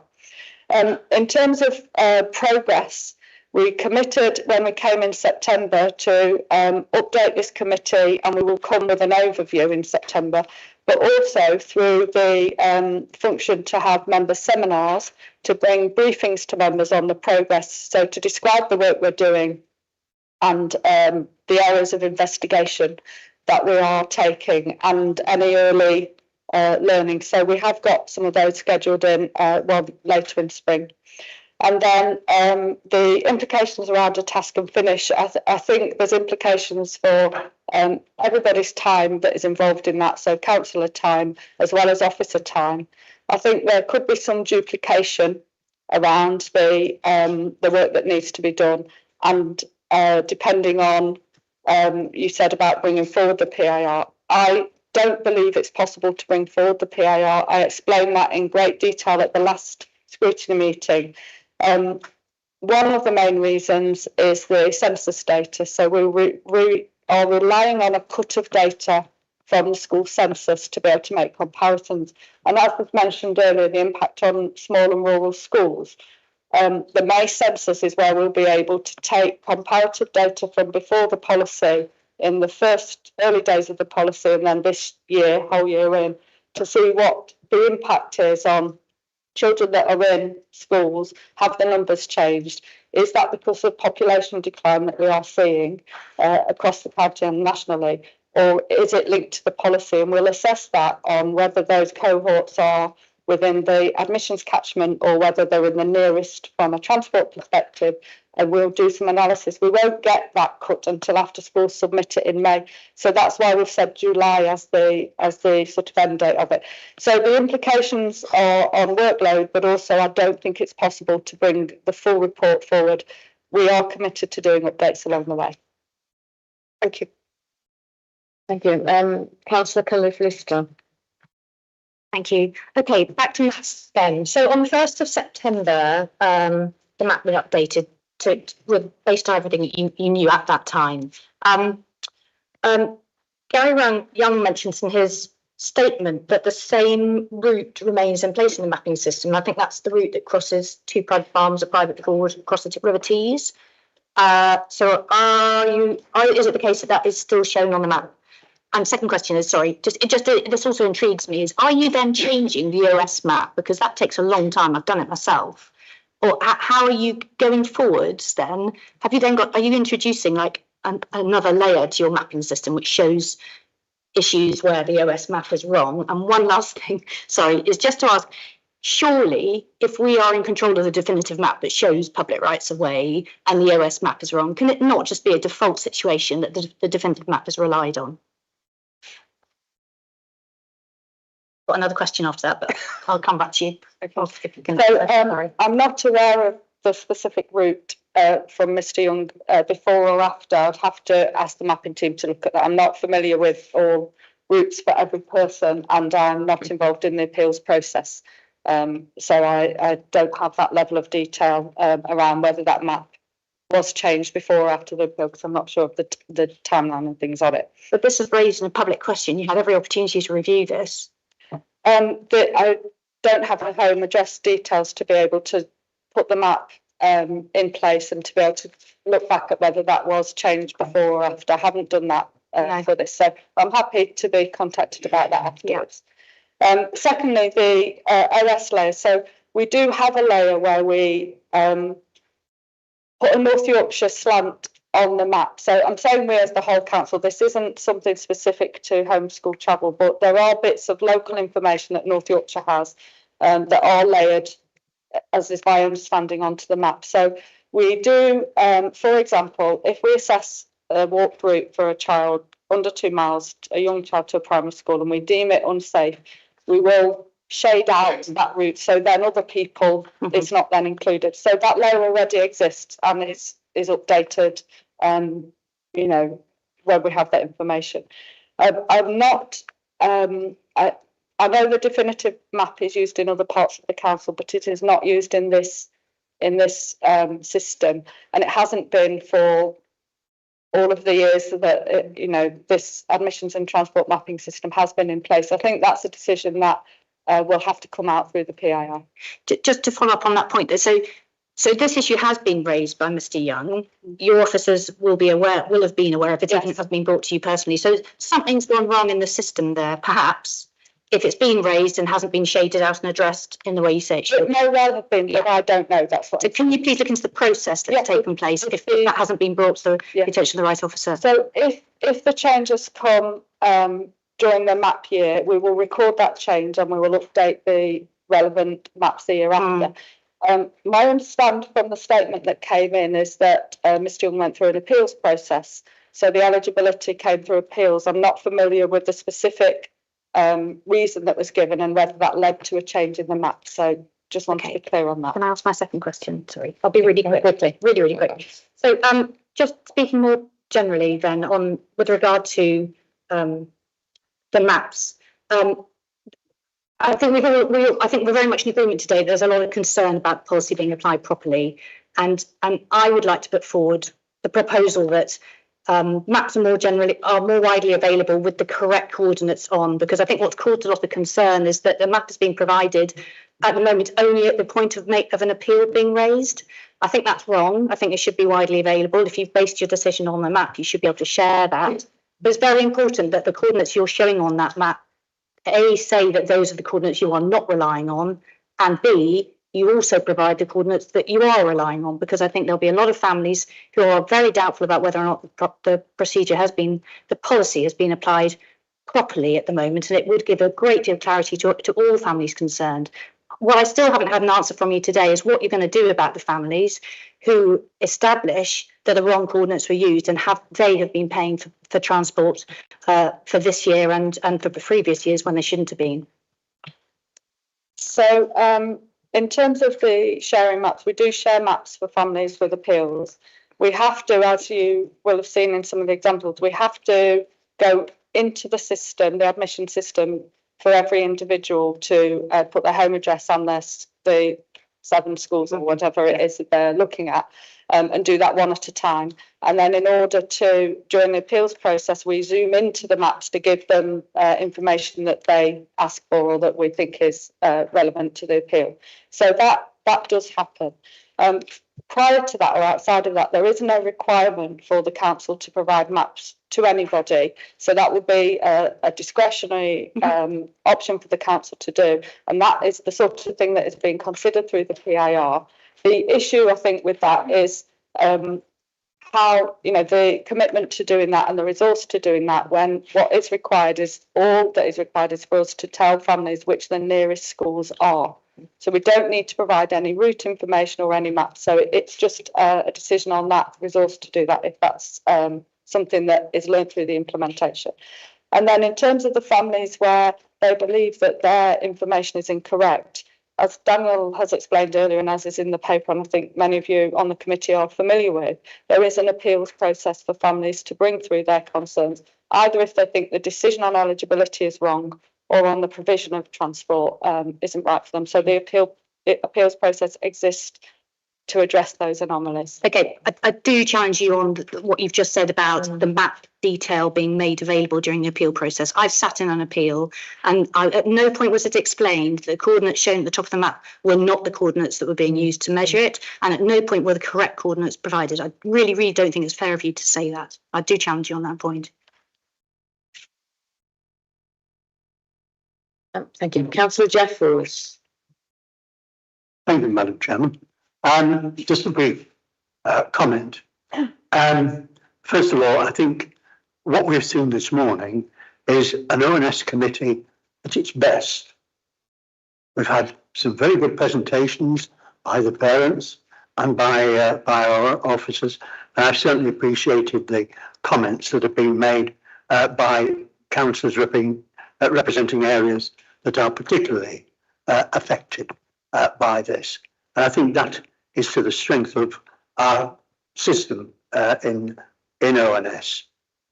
For me, the whole situation at this moment in time is summed up in paragraph 5.1, where we're told that the PIR is underway and members will receive a progress update in the spring.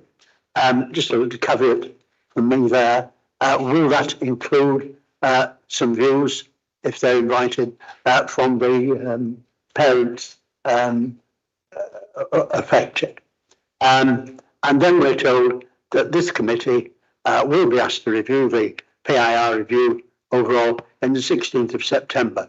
Basically, we're only talking about 2 months or so before we get the progress update. And then hopefully the reaction to that, any proposals which may come out as a result of it, could be taken on board at our September meeting, when who knows what that report may say. It may guide us as to how things might be done differently. But I think the work that has been done by our officers has been very complimentary, and I would certainly pass those compliments on to the parents and those who have been speaking to us this morning. Thank you, Madam Chair. Thank you. Councillor Baker. Thank you. As part of the report in 4.16, it says, as part of the home to school travel appeals process, some parents have identified issues where schools were using wrong entrances, gates onto sites, which were not designated as such on the routing and mapping systems. I know from having worked in schools in the past that schools have different entrances for different year groups, different entrances for depending on what time of year. So how our officers needed to know those entrances, and schools up until this year were probably not aware of the importance of letting County Hall know which entrance to use. This year it's become more important than ever which entrance is used by a school. And if the schools haven't told us, we don't know. And the schools may not have been aware till they started to get questioning from parents of the importance of those doors. It has now become important. And what the other thing, by changing the entrance on the map, moving a school can have quite a long entrance onto the road. By moving it 100 yards to the left, it can disadvantage another child. So, you know, as it said in 4.17, any information is up to date and current, and any agreed changes to entrance points should be updated, and changing information mid-year, as in 4.18, could disadvantage other children. And if we move the goalpost now, what happens to the children that have used this policy and now find themselves having to reverse where they are? So I think I agree with my colleague, Councillor Jeffels. We've only got another couple of months before the PIR comes out. Our officers are learning from information coming in. The information they've been given this morning from members of the public and from fellow councillors can all feed into this review and add to it. We have got the opportunity as councillors from our residents to feed in. If we've had any comments from our residents, I hasten to add, because there will be some councillors in this council who have had no comments regarding the home to school transport policy, because this is working perfectly fine in their divisions. So we need to bear that in mind. In addition to this, if we ask our officers to support another working group or whatever, it is taking them away from doing the PIR, and there will be costs involved with setting up that committee, and costs in time and money. Thank you, Chair.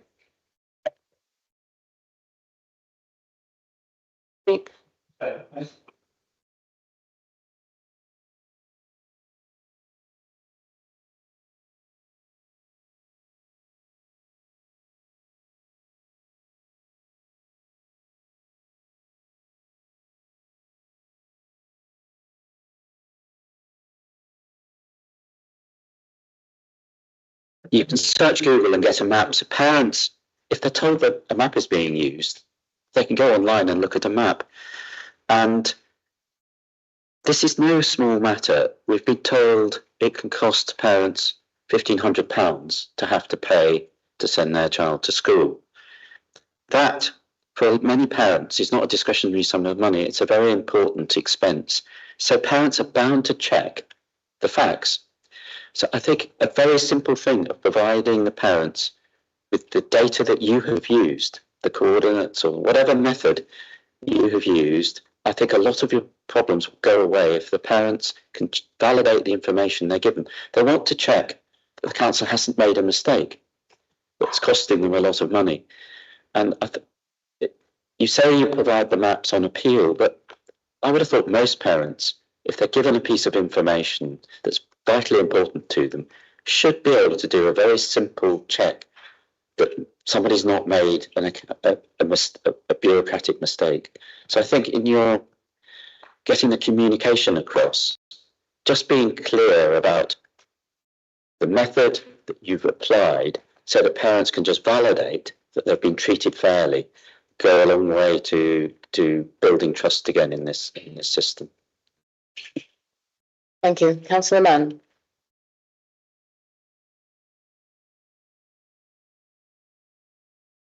Thank you. A bit of confusion amongst members on this issue, and especially amongst the parents. I hear what colleagues are saying and what Amanda has said about the work that's going on. A lot of work is going on. I do accept that. I just wondered, though, from the point of view of the parents who made some very eloquent statements earlier in the meeting, I just wondered if we could pull the veil back a little bit on what is going on, so that the parents are more fully informed as to the work which is going on, and on the work which will take place in the near future.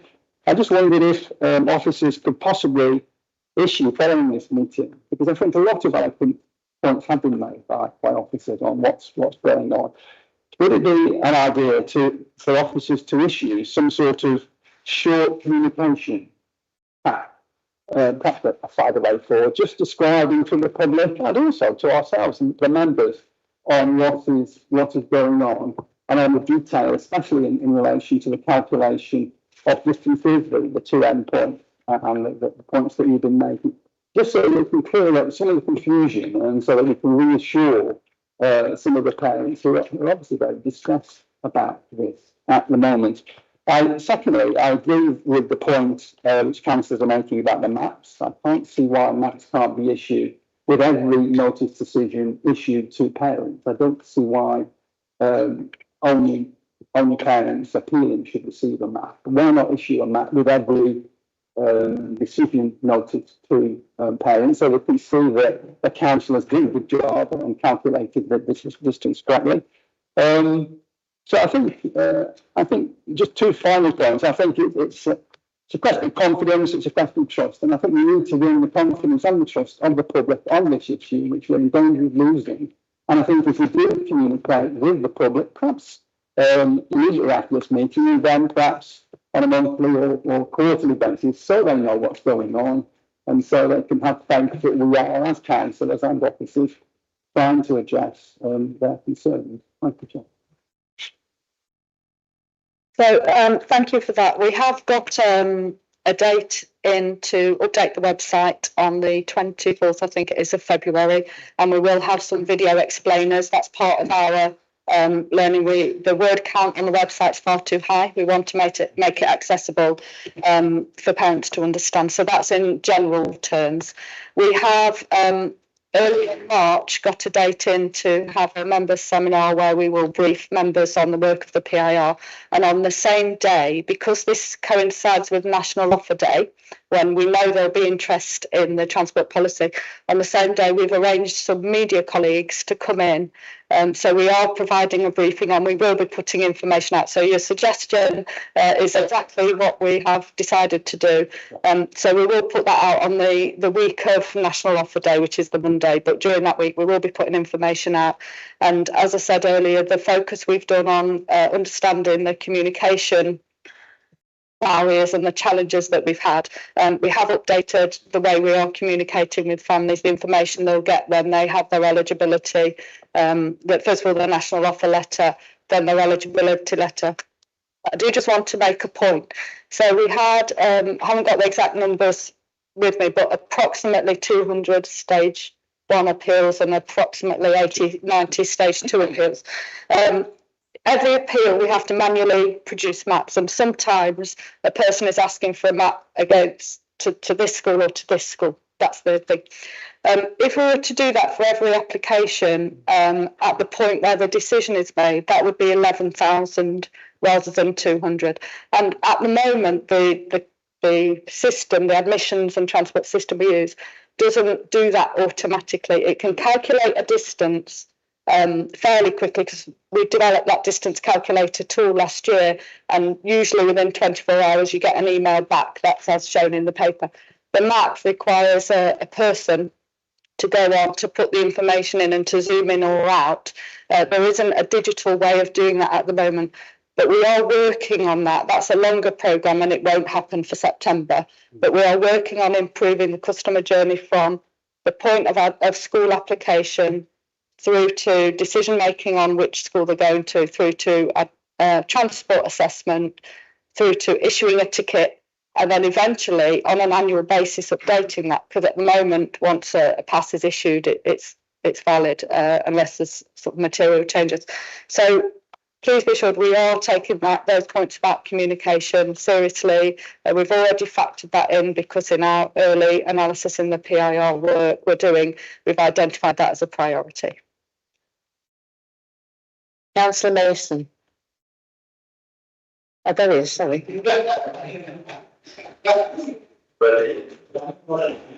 Thank you, Chair.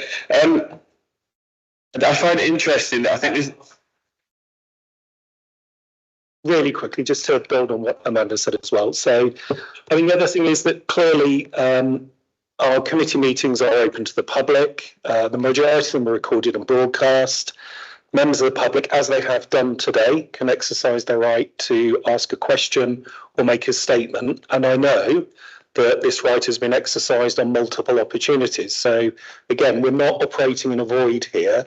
We are operating in a public arena. We haven't, we are listening to what members of the public say. That will go into the PIR process.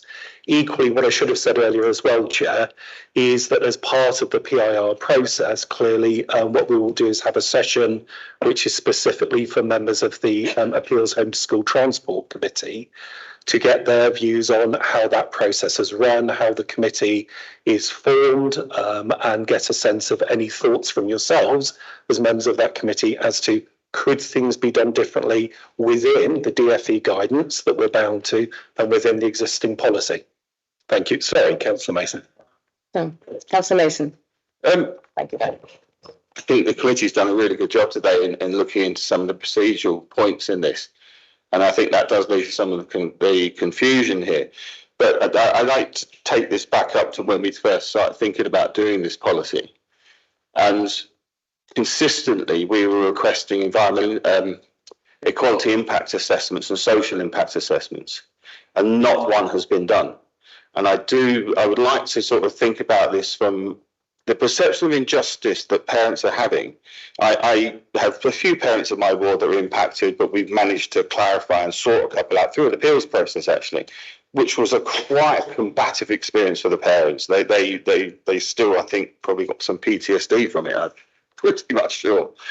But I think here we need to really sort of take a step back. And in the PR process, I think we need to, and I wonder whether this committee could recommend that we have a social impact assessment done on this as well as part of the process moving forward, because we've heard today some injustice from parents on certain issues.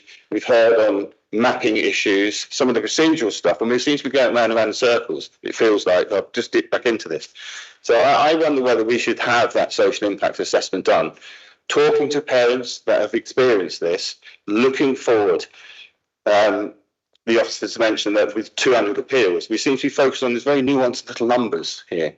There's been a lot of parents out there that have just gone, oh well, I'll pay the money. And that's impacting people. We're not getting that data. So I think if we could recommend a social impact assessment as part of this, I think that would be a really strong move and a signal to parents back. Thank you. I just want to clarify a point Councillor Mason made earlier about equalities impact. So there was an equalities impact assessment done prior to the papers going to the executive on the 16th of July 24. I think the assessment was done just before that. It was then updated in January 25 and has been on the council's website since the last full council where the MTFS and the budget was looked at. And it was updated again in December 25 in ready of the financial savings and the MTFS. So we've had 3 equalities impact assessment. I think if a social impact assessment is asked for, we'll just need to make sure that's defined and understood.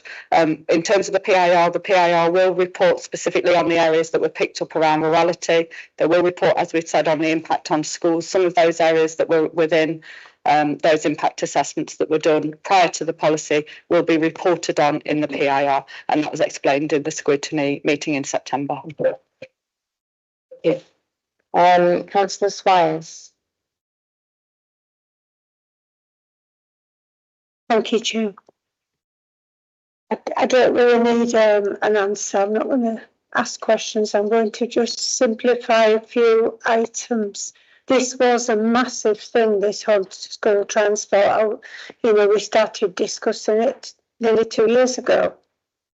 It is anything new is going to have bits that we have to put and correct. But I went on to the appeals committee panel, been involved with children, 20 years as a governor, still there. But I think what I found, and I'm going to point it out because I found it on quite a few of the appeals. Some might agree, some might not. But one question that when the parents came in, and it is a big thing for parents to get to that second appeal particularly, but when they came in, I would say, you know, what was lacking, and a lot of it was, we didn't have the information. However, when we got chatting and we tried to make it as pleasant as you possibly could, when we got chatting, you know, you asked, did you, and we're all, I think, guilty of this. I think did you sort of read every detail? Because that's the most important decision they're probably going to make for months. A lot of them hadn't read what we would class as maybe terms and conditions. And I think we're all guilty of that on certain things. I am, you know, have you read it? And you tick to say you have. But if you're questioning on that, you probably haven't. And I think there was that much detail in that you would have had to read every bit, because sometimes things don't get read. And those are the small things that can prove important. I do understand about this mapping. It is confusing. I would say everybody would get confused looking at it. The more you look at it, the more confused you get. We have a school where one entrance, and it's maybe 150 yards to the other entrance. I hadn't thought of that till Councillor Baker said about it. But I think it would be a waste of time to have like an intermediate work group or whatever looking at this, because as Councillor Jeffels says, we're a couple of months to May. We don't want to really be wasting officers' times looking for more evidence. We've got evidence, we've got some of it. We need to wait till it's all in after the year and then get that review. And, you know, things will crop up. Nothing's perfect anywhere. There's always got to be small touches and changes and tweaks made. But I think there's been a tremendous job on this massive achievement on this policy myself. Thank you. Thank you, Councillor Swires. Are there any other councillors wish to speak before? Councillor Mason. Well, we need you on the microphone.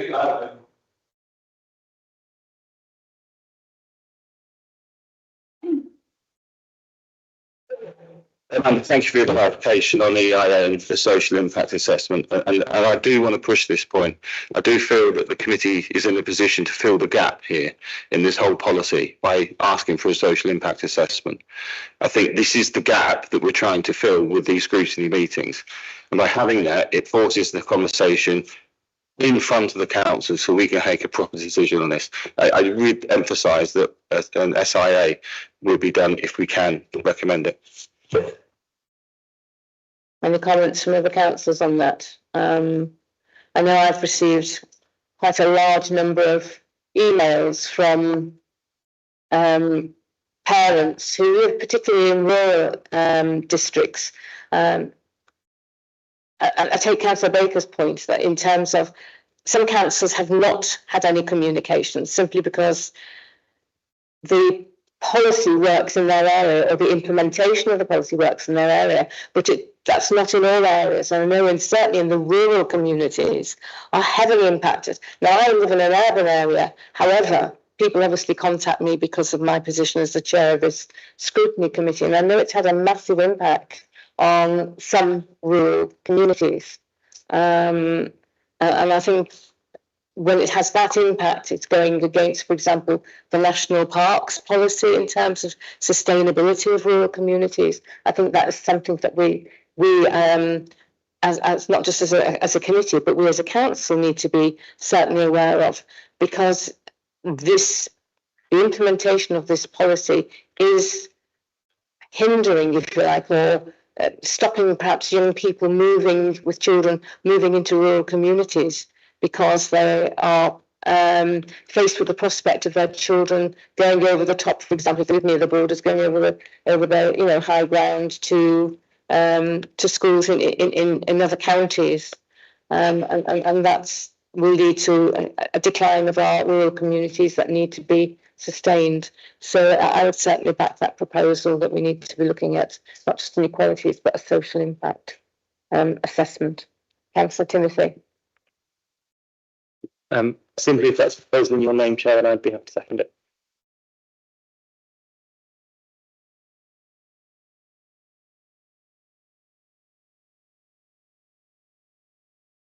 Councillor Goodrick.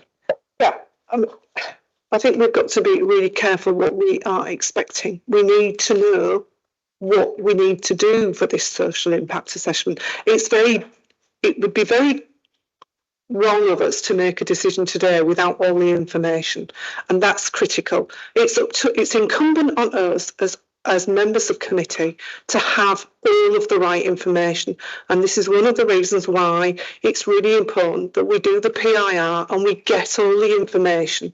We shouldn't be making decisions without the necessary information, and whilst Councillor Mason might be quite right, we need a social impact assessment. What will that consider? How will it operate? What will it deliver? We need all these questions asking before we can make an informed decision about whether it's right or wrong to have a social impact assessment. So I don't think it's a decision for today. Personally, I'd like a lot more information, and I have a feeling the officers would like a lot more information about what we need to put in this assessment and how we're going to assess it, on what basis.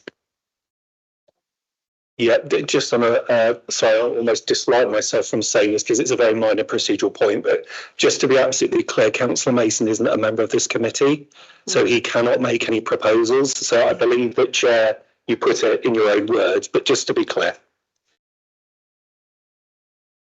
Sir Parsons. Thank you. Well, I think we should, and I think the social impact assessment will help us understand what we are inflicting on our residents, particularly the younger sections of our residents, and will help us decide whether we need to change the policy or not. And it will have a huge amount of influence in relation to that. I still think we need, I've seconded you, but I'm adding in that I think we need an outside expert to come in and look at how the distances are calculated, to lay that to bed once and for all. And if the officers are absolutely correct, then I'm very happy to apologise and say, well done, sorry, I didn't quite believe in you at the time. But I do really think that for everyone concerned, all the families, all the campaigners, they need to be 100% sure that we are right about the distances that we are calculating for in relation to their children. So I'd like to add that to your proposal. Thank you. Okay, so I propose that we have a social impact assessment. It's been seconded by Councillor Timothy. All those in favour?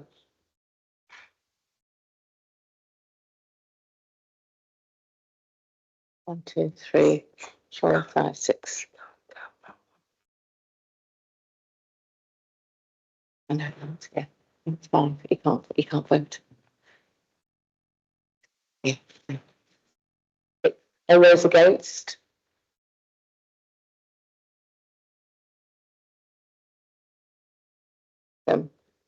It's defeated. So we now come to the final part of the under section 5. Sorry, excuse me, Chair. I think there's another motion that's been proposed separately about the outside expert. Oh, sorry, yes. Your proposal, yeah. Who's going to second that? Councillor Plaskett. That was your one. Okay. Those in favour of an outside expert coming in to... So I think there are two outstanding items here. The first is Councillor Parsons' proposal for an outside expert.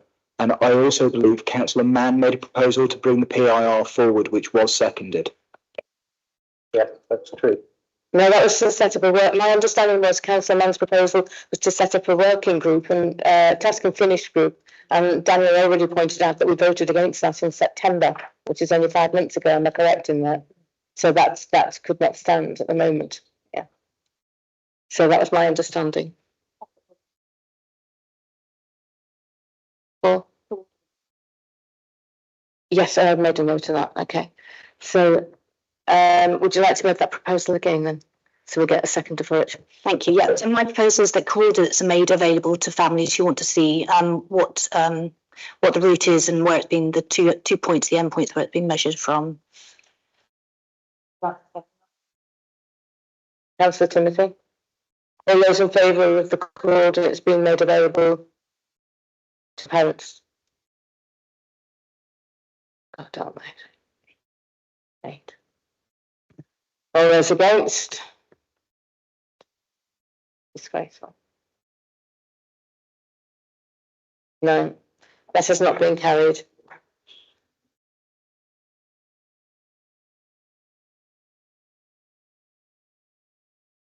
The final proposal for an outside expert to look at how distances are measured, which has been proposed by Councillor Parsons and seconded by Councillor Poskett, beg your pardon. All those in favour? Same. All those against?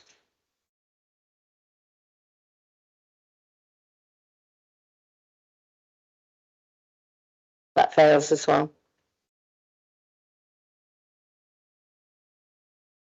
Right.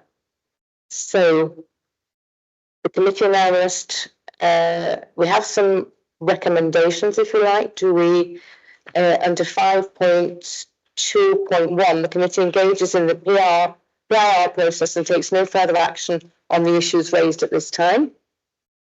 Or point 2, as a result of the discussions undertaken at this meeting, a report with clear recommendations on any proposed changes to the way in which the home to school transport policy has been implemented is produced and referred. And there's a number of options there. So as a result of this meeting, who who proposes that we go with number 1, that we only stay with engage in the PIR process? Councillor Goodrick. Who seconds that? Councillor Lunn. All those in favour?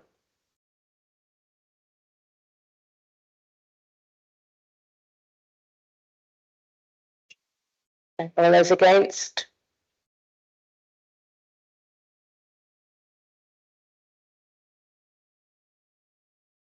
So that's carried, that we go with option. Sorry. Yes. So as a result of the discussions today, the committee will continue to engage in the PIR process and take no further action on issues that have been raised today. Thank you for an interesting meeting and for staying so long. I declare the meeting closed.